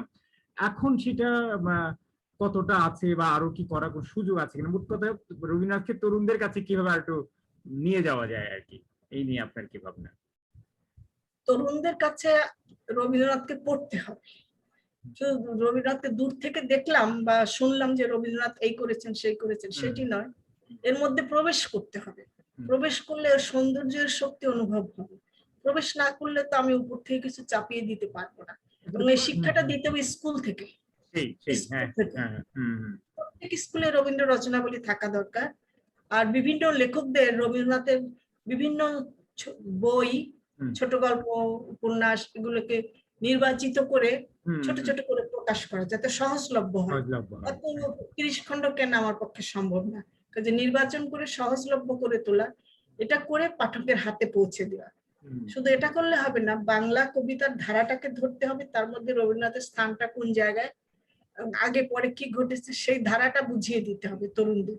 তাহলেই তারা ধরতে পারবে যে রবীন্দ্রনাথ বড় না রবীন্দ্রনাথ ছোট, রবীন্দ্রনাথ দরকার প্রাসঙ্গিক না এখনো ফেলে দেয়া? এখন তো ধরুন আমাদের অনেক সহজ হয়েছে, বৈদ্যুতিন মাধ্যম, ইলেকট্রনিক মিডিয়া গুলো আছে, এরা যদি নিয়মিত ভাবে সুপরিকল্পিত ভাবে এগুলো রোগীদের বিভিন্ন দিক সবকিছু আছে, প্রচার করতে পারে, হ্যাঁ, তো এগুলো সেটা তো সবকিছু আছে, আপনি হ্যাঁ, একটা বোতল হ্যাঁ, টিপলে পেয়ে যাচ্ছেন হ্যাঁ। কিন্তু 30 খন্ড। হ্যাঁ, কিন্তু দেখা যাবে যে শুধু ওই 25শে বৈশাখ আসলে কয়েকটা অনুষ্ঠান হলো, তারপরে শেষ, তাকে আর সংবৎসর যে চর্চা করা, তার বিভিন্ন দিকগুলাকে তুলে ধরা নানাভাবে, সেইটা কিন্তু আমরা পাচ্ছি না আর কি, যেটা ওগুলো তো দর্শনটা বোঝা দরকার, জীবন হুম, দর্শনটা যদি বোঝানো যায় হুম, তাহলে মানুষ এমনিতেই পরিচ্ছন্ন মনের অধিকারী হবে, সুস্থ মনের অধিকারী হবে, সৌন্দর্য বোধের অধিকারী হবে। আপনি এখন কি লিখছেন, কি ভাবছেন, বা সামনের পরিকল্পনাটা কি আপনার লেখালেখি কেন্দ্রিক বা গবেষণা সামনে কেন্দ্রিক? আমার পরিকল্পনা আছে, সেটা হলো 21 শতক, দুটো দশক পার হয়ে পার গেছে। হয়ে গেল, হ্যাঁ। আমাদের উপন্যাসে আর একটা গতি এসছে, অন্যরকম গতি। এই কথা শিল্প নিয়ে, 21 শতকের কথা শিল্প নিয়ে কিছু কাজ করতে চাচ্ছি। প্রাচ্য নন্দন তত্ত্ব নিয়ে আমার কিছু চিন্তা ভাবনা আছে। কারণ আমি পাশ্চাত্য নন্দন তত্ত্ব নিয়ে একটা বই সম্পাদনা করেছি, আছে বুঝে আপনি দেখেছেন, 20 শতকের প্রতীচ্য সাহিত্য তত্ত্ব ও সমালোচনা তত্ত্ব। হ্যাঁ, হ্যাঁ, সেরকম আমি একটা প্রাচ্যের সমালোচনা তত্ত্ব দাঁড় করাতে চাচ্ছি। আমরা যে পশ্চিম থেকে ধার নেব না, আমাদের কিছু আছে, আমাদের সাহিত্যের মধ্যে দিয়ে কোনো তত্ত্ব বেরিয়ে আসছে কিনা, কারণ সাহিত্য তত্ত্ব করে তো আর লেখকরা লেখেননি। কোনো একটা ইঙ্গিত কি দিতে পারেন কোথাও, কোন হ্যাঁ, কোথায় কোথায় সেই লক্ষণ? প্রাচ্য এক সময় আমাদের অলংকার শাস্ত্র ছিল, আমাদের নন্দন শাস্ত্র ছিল, ভারতনাট্যম ছিল, কত কিছু ছিল। সেই ধারার সঙ্গে মিলিয়ে প্রাচ্য নন্দন তত্ত্বের একটা বিশিষ্ট চিন্তা নিয়ে আমি একটু ভাবতে চাচ্ছি। আচ্ছা, না আজ বললেন যে আমাদের কথা সাহিত্যে একটা নতুন ভাব এসছে আর কি, সেইটা যদি আরেকটু বিস্তৃত করতে পারতেন। কথা যেমন আমরা প্রায় শুনি যে কি বড় মাপের উপন্যাস লেখা হচ্ছে না, মানে বড় মাপের, আমাদের মুক্তিযুদ্ধ নিয়ে একটা অভিযোগ যে 50 বছর হয়ে গেলে এখনো সেরকম মহাকাব্যিক মুক্তিযুদ্ধ কেন্দ্রিক উপন্যাস পাইনি। এটা কতটা সত্য বা কতখানি তার পেছনে যুক্তি আছে বলে আপনি মনে করেন, বা কিভাবে পাওয়া যেতে পারে, কোথায়? উপন্যাস লেখকদের যেটা হচ্ছে সবচেয়ে দুর্বলতা, সেটা হলো তাদের অভিজ্ঞতার অভাব। তারা কিছু বানিয়ে গল্প লেখেন, বই, এটা একটা দিক। আরেকটা হলো তাদের প্রচুর পড়াশোনাটা কম, সেই জন্য তারা কিছু লাতিন আমেরিকা, লাতিন আমেরিকার সাহিত্য পড়েন, সেগুলোকে আমাদের সাহিত্যে আনার চেষ্টা করেন। এই যে দিকগুলো আসছে, সৈয়দ ওয়ালিউল্লাহ এনেছিলেন পাশ্চাত্য সাহিত্য তত্ত্বটা তার উপন্যাসে, বিভিন্ন শিল্প এনেছেন, কিন্তু সেটা তিনি আমাদের দেশের প্রেক্ষাপটে একদম মজ্জায় মিশিয়ে দিয়ে নিজেদের করতে দিয়েছেন। এরা সেটা করছেন কিনা এটাই আমার আবিষ্কারের উপায়, তাদের অভিজ্ঞতাশীল হতে হবে। আরেকটা হলো যে জীবন দর্শনের আমি খুব অভাব দেখি, দর্শন চিন্তার অভাব দেখি। দর্শন দিতে বলছি যে মানুষের একটা প্রেম দর্শন থাকবে, যদি প্রেম করে তারও একটা দর্শন থাকবে, নিজস্ব অর্থনীতি নিয়ে দর্শন থাকবে, দৃষ্টিকোণ থাকবে, তার অবস্থান থাকবে, নৈতিক অবস্থান থাকবে তার। নৈতিকতাটা সবচেয়ে বড় ব্যাপার। আপনি একটা সুন্দর কথা বললেন যে নৈতিক দিকটাই হচ্ছে আমার ধর্মের বিকল্প। যে নৈতিক ধর্মটা যদি না থাকে তাহলে আপনার উপন্যাস লেখা যায় না। নৈতিক অবস্থান ঠিক থাকতে হবে, আপনার জীবনের অভিজ্ঞতা থাকতে হবে, প্রচুর ভাষা জ্ঞান থাকতে হবে, এবং ভাষাকে ভেঙে চুরে দুমড়ে মুচড়ে একদম আপনার ভেতর থেকে রস মজ্জা বের করে এনে পাঠকের পেয়ালা তুলে দিতে হবে যে এই নাও, এটা তুমি পড়ো। এইভাবে যদি পরিশ্রম না হয় তাহলে কিন্তু হবে না। পরিশ্রমের সুযোগ নেই। এই যে ধরেন ঈদ সামনে আসবে, ঈদ সংখ্যা বেরোচ্ছে জোয়ার, এবং ঈদ সংখ্যায় বলিয়ে দেওয়া হয় 20 পৃষ্ঠার 25 পৃষ্ঠার, এবং ওগুলো উপন্যাস নামে চলছে। হ্যাঁ, তো ওইটাই আবার বইমেলায় বেরিয়ে যাবে কিছুদিন পরে। তার মধ্যে সেই অবকাশটা কোথায়, যে দীর্ঘদিন ধরে একটু গবেষণা করে একটু অবকাশ নিয়ে করার সেই সুযোগটাও তো না। আমাদের সাহিত্য পরিমণ্ডলটাই যেন কিভাবে যেন একটু আমার মনে হয় ওইভাবে গড়ে উঠছে না সঠিক লক্ষ্যে বা সঠিক নিয়মে বোধহয়। কিন্তু কলকাতায়ও দেখেন আপনার দেশ পত্রিকার চাপে, নানান পূজার সংখ্যার চাপে অনেক উপন্যাস লেখা হয়েছে, কিন্তু সেগুলো তো মানসম্পন্ন হয়েছে। আবার সেখানে একটা ধারাবাহিক উপন্যাস, এটা সংস্কৃতি অনেক দিন ধরে চলেছে, সেখান থেকে সেই সময়ের মতো উপন্যাস আমরা পেয়েছি, পূর্ব পশ্চিমের মধ্যে পেয়েছে, সেইটারও অভাব এখানে আমাদের নেই। আমাদের উপন্যাসিকদের অনেক দুর্বলতা আছে, জীবনের অভিজ্ঞতার অভাবটা সবচেয়ে তাদের বড় অভাব। সব নগর কেন্দ্রিক, সব তো শহরে বসেই আছে, আর বিস্তৃত প্রান্তজনের নিম্নবর্গের মানুষ, তারপরে মুক্তিযুদ্ধ সময়কার যে গণমানুষের অংশগ্রহণ, যে মৌখিক সাহিত্য, মৌখিক ইতিহাস, বহু কিছুই আসলে আমি মনে করি যা আমাদের এখনো ব্যবহার করা হয়নি, আসলে রয়ে গেছে। হ্যাঁ, অব্যবহৃত। পারতেন না। হ্যাঁ, সেগুলো গ্রামে গঞ্জে ছুটতে হবে, মূলধারায় যেতে হবে, যেতে হবে। শহরে বসে তো এটা হবে না, তাদের অভিজ্ঞতা থাকতে হবে। সুবোধ ঘোষ জাহাজের কুলিও হয়েছিলেন, কয়লা খনিতে কাজ করতেন, এরকম করেছেন তার, এবং সেই অভিজ্ঞতা সমরেশ বসু তাই এরকম জীবন ছিল। গজেন্দ্র কুমার মিত্র, এদের তো স্ট্রাগল করতে হয়েছে জীবনে, আমাদের তো স্ট্রাগল নাই। বাংলা একাডেমিতে ঢুকে গেলাম একটা চাকরি নিয়ে, বা কোনো অফিসে কোনো বড় কিছু হয়ে গেলাম, তারপরে লেখা শুরু করলাম, প্রকাশকরা ধর্ণা দিচ্ছে। আচ্ছা, সেই জন্য বই লিখছি। আমরা শেষ করবো, আরেকটি প্রশ্ন রয়েছে, কিন্তু এর মধ্যে কতগুলো এসছে, মন্তব্য এসছে, আমি একটু আপনাকে জাস্ট পড়ে শুনে, হয়তো আপনার চেনা জানা পরিচিতরা হয়তো কিছু মন্তব্য করছে, আপনি যদি তাদের উদ্দেশ্যে কিছু বলতে চান, এরপর আমরা শেষ প্রশ্ন একটা করবো, করে আপনার যেটা পাঠ করার স্বরচিত পাঠ আমরা করি, সেটা শেষ করি, ওইটা দিয়ে শেষ করবো। লাইভে কয়েকজনই মন্তব্য করেছেন। মৃণাল পাল উনি লিখেছেন, একা বিশ্ব সাহিত্য কেন্দ্র কি করবে, তাকে অনুসরণ করে আর কেউ তো এগিয়ে আসছে না, এটা তিনি একটা বলেছেন, বিষয় একা হয়ে গেছে হয়তো।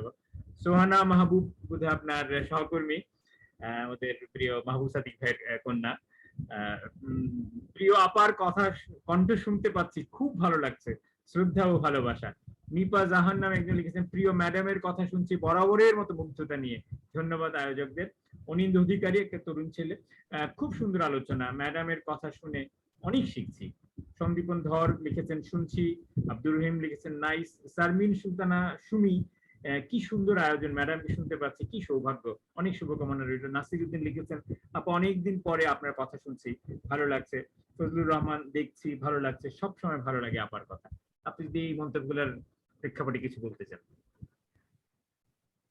কথা আমি যখন বলি তখন ছেলেমেয়েরা কান পেতে, পাঠক মানে আমার সামনে যে বসা থাকে শ্রোতা, তারা শোনেন, এটা আমার একটা সৌভাগ্য যে তারা অন্যমনস্ক হতে দেই না আমি, কারণ আমার একটা কমান্ড থাকে আমার কথার উপরে।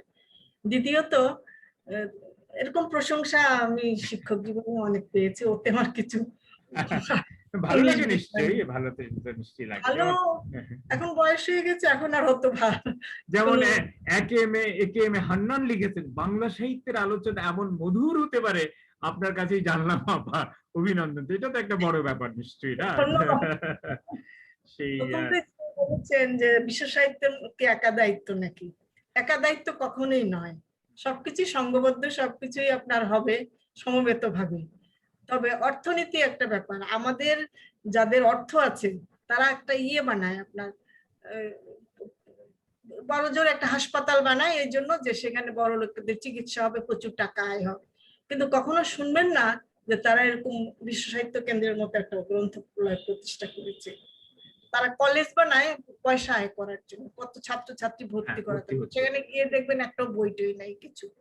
কাজে এই যে আমি বললাম যে শুধু অবতল কাঠামো তারা গড়ছে, পরিকাঠামোটা গড়ছে না, হয়তো আর এক যুগ কেটে যাবে আমাদের বুর্জুয়া হতে, কিন্তু পৃথিবী থেকে তখন বুর্জুয়ারা বিদায় নেবে, আমরা তো আর বুর্জুয়া হতেই পারলাম না। কাজে মননশীলতা এবং নলেজ আমাদের আর আয়ত্ত হচ্ছে না। নলেজ ছেঁড়া জামা পরেও হয়, ওটার জন্য একটা দামি জামা লাগে না। কাজে মননশীল হতে হলে আপনাকে প্রথমত একটা দৃষ্টিকোণ থাকতে হবে, একটা দৃষ্টিভঙ্গি, জীবন দর্শন, এবং আমার প্রচুর বিষয় বৈচিত্র্যের জগতের সঙ্গে আমাকে বিচরণ করতে হবে, নইলে কিন্তু হবে না। আরো দুইটা মন্তব্য এসছে, মুমিনুর রসুল লিখেছেন, আপার জন্য শুভকামনা। চৈতি চক্রবর্তী, অসাধারণ আলোচনা আপা, শ্রদ্ধা। সারার তাসিন লিখেছেন, আপা আসসালামু আলাইকুম, অনেক ভালো লাগলো আপনাকে দেখে এবং আপনার কথা শুনে, আয়োজকদেরকে অনেক অনেক ধন্যবাদ। তো এই গেল লাইভের মন্তব্য সমূহ। আমরা শেষ প্রশ্নে যাই। সবাই জানি যে আমরা এখন স্বাধীনতার সুবর্ণ জয়ন্তী পালন করছি, 50 বছর আমরা মুক্তিযুদ্ধ পেরিয়ে এসেছি, অনেক দূরে এগিয়ে এসছে বাংলাদেশ। এই বাংলাদেশকে আপনি কিভাবে দেখছেন, বা সামনের বাংলাদেশকে ঘিরে আপনার কি স্বপ্ন, সব মিলিয়ে আপনার এই মুহূর্তে স্বদেশ ভাবনাটুকু যদি আমাদের সঙ্গে ভাগ করে নিতেন। আমার স্বদেশ ভাবনা কিছু পরিকল্পনা ভিত্তিক। আমি প্রথম পরিকল্পনা করি, অনেকটা রবীন্দ্রনাথের মতোই হয়ে যায়, হয়তো রবীন্দ্রনাথ পড়ার জন্য এটা হতে পারে, যে আমার দেশ হবে কৃষি ভিত্তিক। কৃষি ভিত্তিক, নদীগুলোকে মুক্ত করতে হবে, স্বাধীনভাবে নদীগুলো প্রবাহ বইবে, এবং মৎস্যজীবীদের আমাদের যাকে বলে উন্নত করতে হবে, মৎস্যজীবীদের পেট্রোনাইজ করতে হবে। 3 নম্বর কথা হলো কারিগরদের, দেশি কারিগর যারা আছে তাদেরকে আমার পেট্রোনাইজ করতে হবে। দেশের মানুষকে পরিচ্ছন্নতা বোধ শেখাতে হবে। করোনা এসে যেটা অনেকটা শিখিয়ে দিয়েছে, কোভিড-19 এসে আমার মানুষগুলো যদি পরিচ্ছন্ন হয়, স্বাস্থ্য উজ্জ্বল হয়, তাহলে কিন্তু দেশটা হাসিতে ঝলমল করবে। আমি খুব পেইনফুলি লক্ষ্য করি তরুণদের মুখ, সেখানে কোনো আনন্দ নেই, কোনো উচ্ছ্বাস নেই, কেমন যেন হাঁটছে, কোনো উদ্দেশ্য নেই, কেন হাঁটছে তাও সে বোধহয় জানে না। আমি লক্ষ্য করি পথ চলতে চলতে এদের মুখচ্ছবি লক্ষ্য করি, এরা কখনো কলকল করে কথা বলছে না, উচ্ছ্বাস প্রকাশ করছে না। একটু উচ্ছ্বসিত উচ্ছল জাতি আমার হোক, এটা আমি চাচ্ছি। এবং স্বাধীন মুক্তমনা এনলাইটেন্ড সোসাইটি। এনলাইটেন্ড সোসাইটি বলতে আমি বোঝাচ্ছি পাবলিকলি আমাকে আমার কথা বলতে দিতে হবে, আমার কথা আমাকে স্বাধীনভাবে বলতে দিতে হবে। সেটা রাষ্ট্রের বিরুদ্ধে যায় কি পক্ষে যায় সেটা না, আমার দেশের পক্ষে যাচ্ছে কিনা সেটা আমি দেখবো, সেই স্বাধীনতা আমাকে দিতে হবে। 3 নম্বর হলো শিক্ষা নিয়ে আমার একটা পরিকল্পনা আছে। সেটা হলো প্রত্যেক গ্রামে 500 বাচ্চা নিয়ে, শিশু নিয়ে কমিউনিটি ভিত্তিক একটা স্কুল, এবং সেখানে আপনার মিড মিল দেওয়া হবে, দুপুরের খাবারটা দিবে, তাহলে ছাত্ররা থাকবে। এবং এই স্কুলগুলোতে আপনার বিশ্ববিদ্যালয়ের ছাত্ররা প্রত্যেকে 3 মাস করে গিয়ে পড়াবে, সেখানে পড়াবে। এবং শহরেও কমিউনিটি ভিত্তিক স্কুল হওয়া উচিত, যে বিকারণেসাই পড়তে হবে সেই যাত্রাবাড়ি থেকে এসে তা যেন না হয়, প্রত্যেকটা স্কুলকে উন্নত করতে হবে। আর বিশ্ববিদ্যালয়ের ক্ষেত্রে তো বললাম যে এটা হবে জ্ঞান বিকাশের জায়গা, জ্ঞান উৎপাদন করতে হবে, জ্ঞান সৃষ্টি করতে হবে, জ্ঞানও একটা উৎপাদিত হয়, পুনরুৎপাদিত হয়, এটা চলবে। আর তৃতীয়ত আমাদের অত বেশি যাকে বলে কসমোপলিটন মেট্রোপলিটন শহর করার দরকার নেই, কিছু গ্রামীণ পরিবেশ থাকুক না, কিছু গাছপালা থাকুক, সোহরাওয়ার্দী উদ্যানটা থাকুক, বিভিন্ন পরিবেশটা আমরা রক্ষা করব। এবং সেই জন্য পরিবেশবাদের বিকল্প কিন্তু আর কিছু নেই এখন বর্তমান পৃথিবীতে, আমাকে পরিবেশবাদী হতেই হবে। নারীবাদী যদি নাও হই আমি কিন্তু পরিবেশবাদী। দুটো মিলে যদি ইকো ফেমিনিস্ট হওয়া যায় তাহলে তো সোনায় সোহাগা। অনেক ধন্যবাদ। আপনার আরেকটি মন্তব্য এসেছে, সন্দীপন ধরে আবার লিখেছেন যে আপার সাথে পরিচয় 1999 সালে, তখন ভয় পেতাম, তবে ইদানিংকাল আর ভয় পাই না, বরং আপার আলোচনা এবং লেখা থেকে আমার মতো সাহিত্য জগতের সাধারণ পাঠকের অনেক জ্ঞান অর্জন হয়। একে এম হান্নান আবার লিখেছেন, গভীর অথচ মধুর জ্ঞানের কিন্তু আনন্দের বিস্ময়কর। ধন্যবাদ, অভিজ্ঞতা খুবই সুন্দর। সবশেষে নুসরাত আফরিন লিখেছেন, thank you all for this lovely arrangement. আমি কিন্তু ক্যাজুয়ালি কথা বলছি, আমি কোনো গভীর জ্ঞানের কথা বলছি না। এটার ভিতরেই কিন্তু আপনার প্রাণের স্ফূর্তিটুকু ফুটে উঠেছে, যে আপনার যে বিশ্বাসের যে আকুতিটুকু, সেটা কিন্তু আমরা সবাই অনুভব করতে পারছি আর কি। তো আমাদের সময়ও কিন্তু শেষ হয়ে এসছে, আমার মনে হয় আমরা আর বেশি দিন যাবো না। কিন্তু আমরা যেটা করে থাকি সবসময়, আমরা আমন্ত্রিত অতিথি একটা সকণ্ঠে তার স্বরচিত পাঠ শুনতে চাই।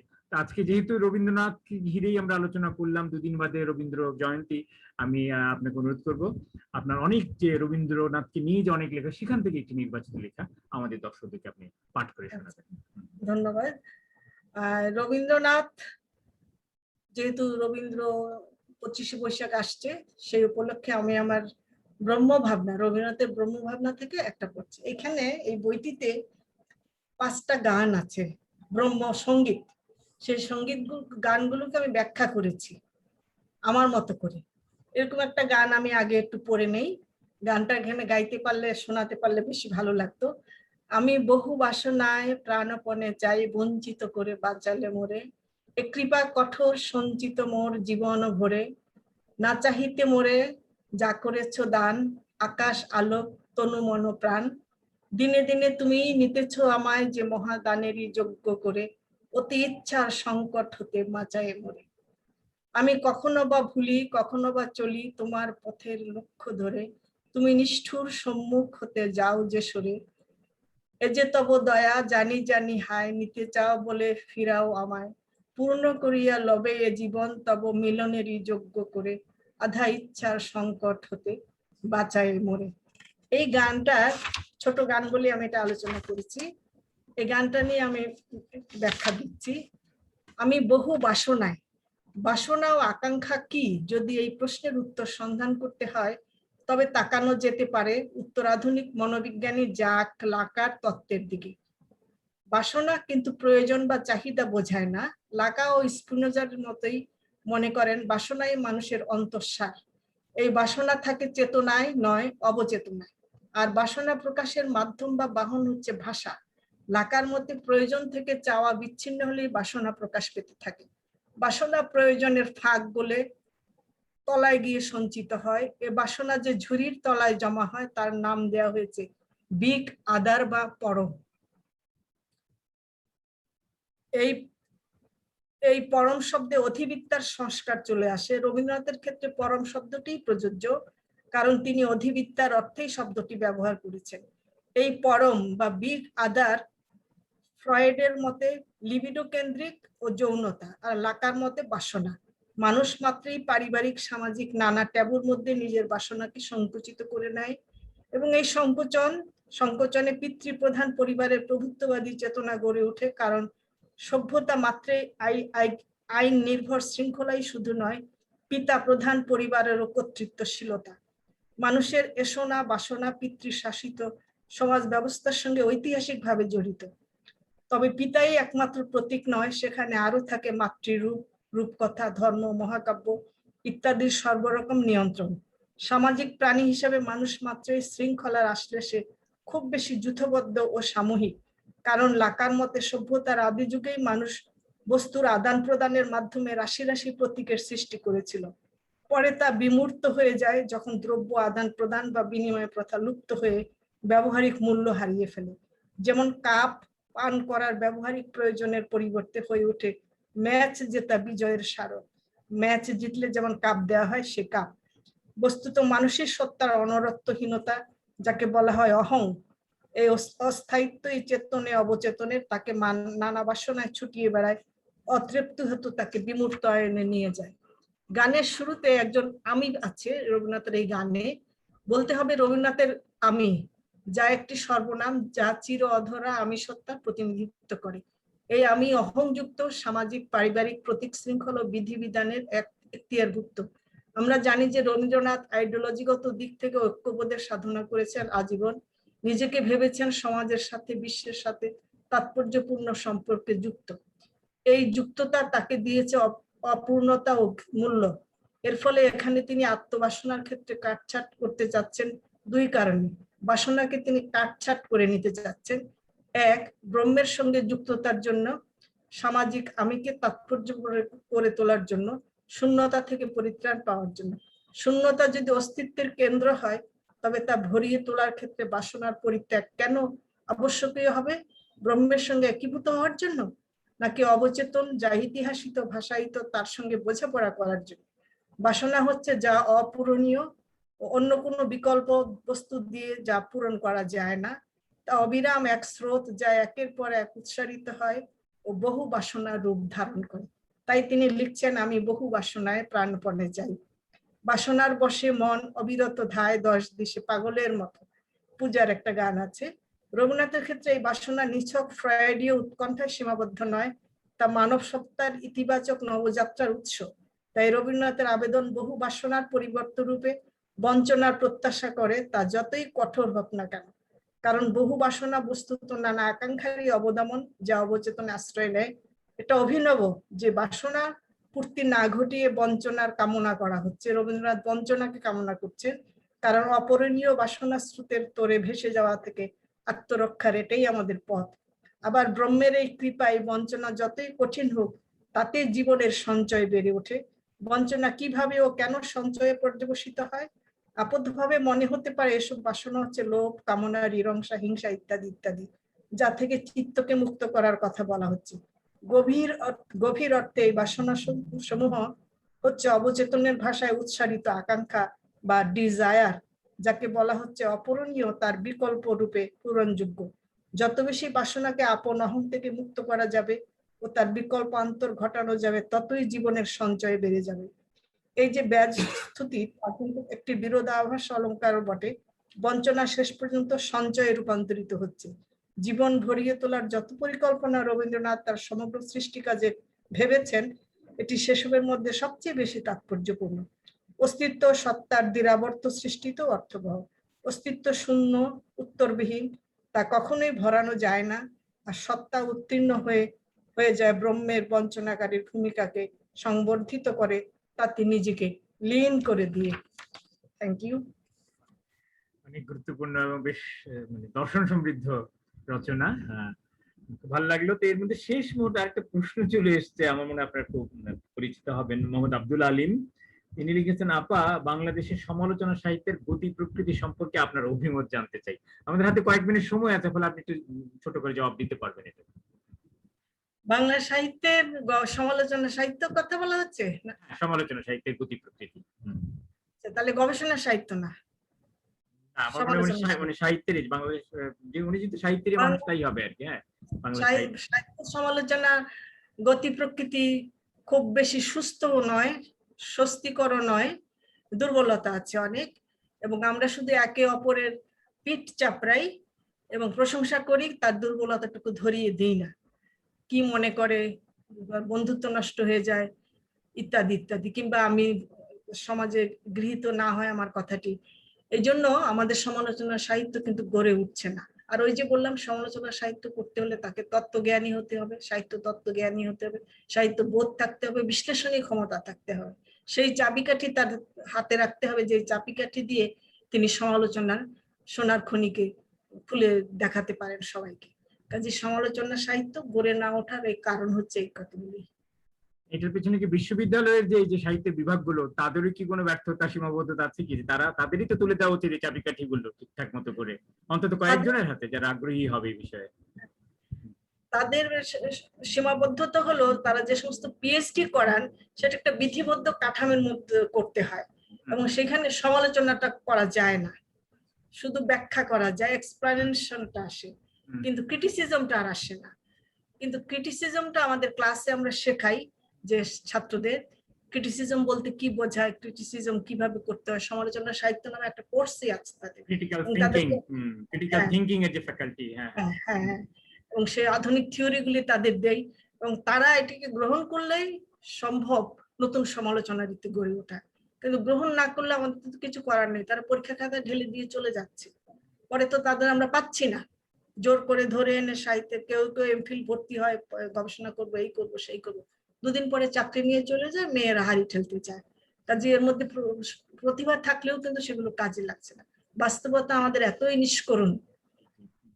তবু এর মধ্যেই আমাদের আশা রাখতে হবে, এর মধ্যেই স্বপ্ন দেখতে হবে, এবং আপনার মতো মানুষরা যেহেতু বেরিয়ে এসছেন এত প্রতিকূলতার মধ্যেও আর কি, নিশ্চয়ই এটা সম্ভব, আপনি এটা প্রমাণ করেছেন। আশা করি আপনার দৃষ্টান্তে অন্যেরা অনুপ্রাণিত হবে, উদ্বুদ্ধ হবে, এবং আমাদের সমালোচনা সাহিত্য, মননশীল সাহিত্য, গবেষণা সাহিত্যকে তা সমৃদ্ধ করবে। তারপর আপনাকে অনেক অনেক ধন্যবাদ আজকে আমাদেরকে সময় দেওয়ার জন্য।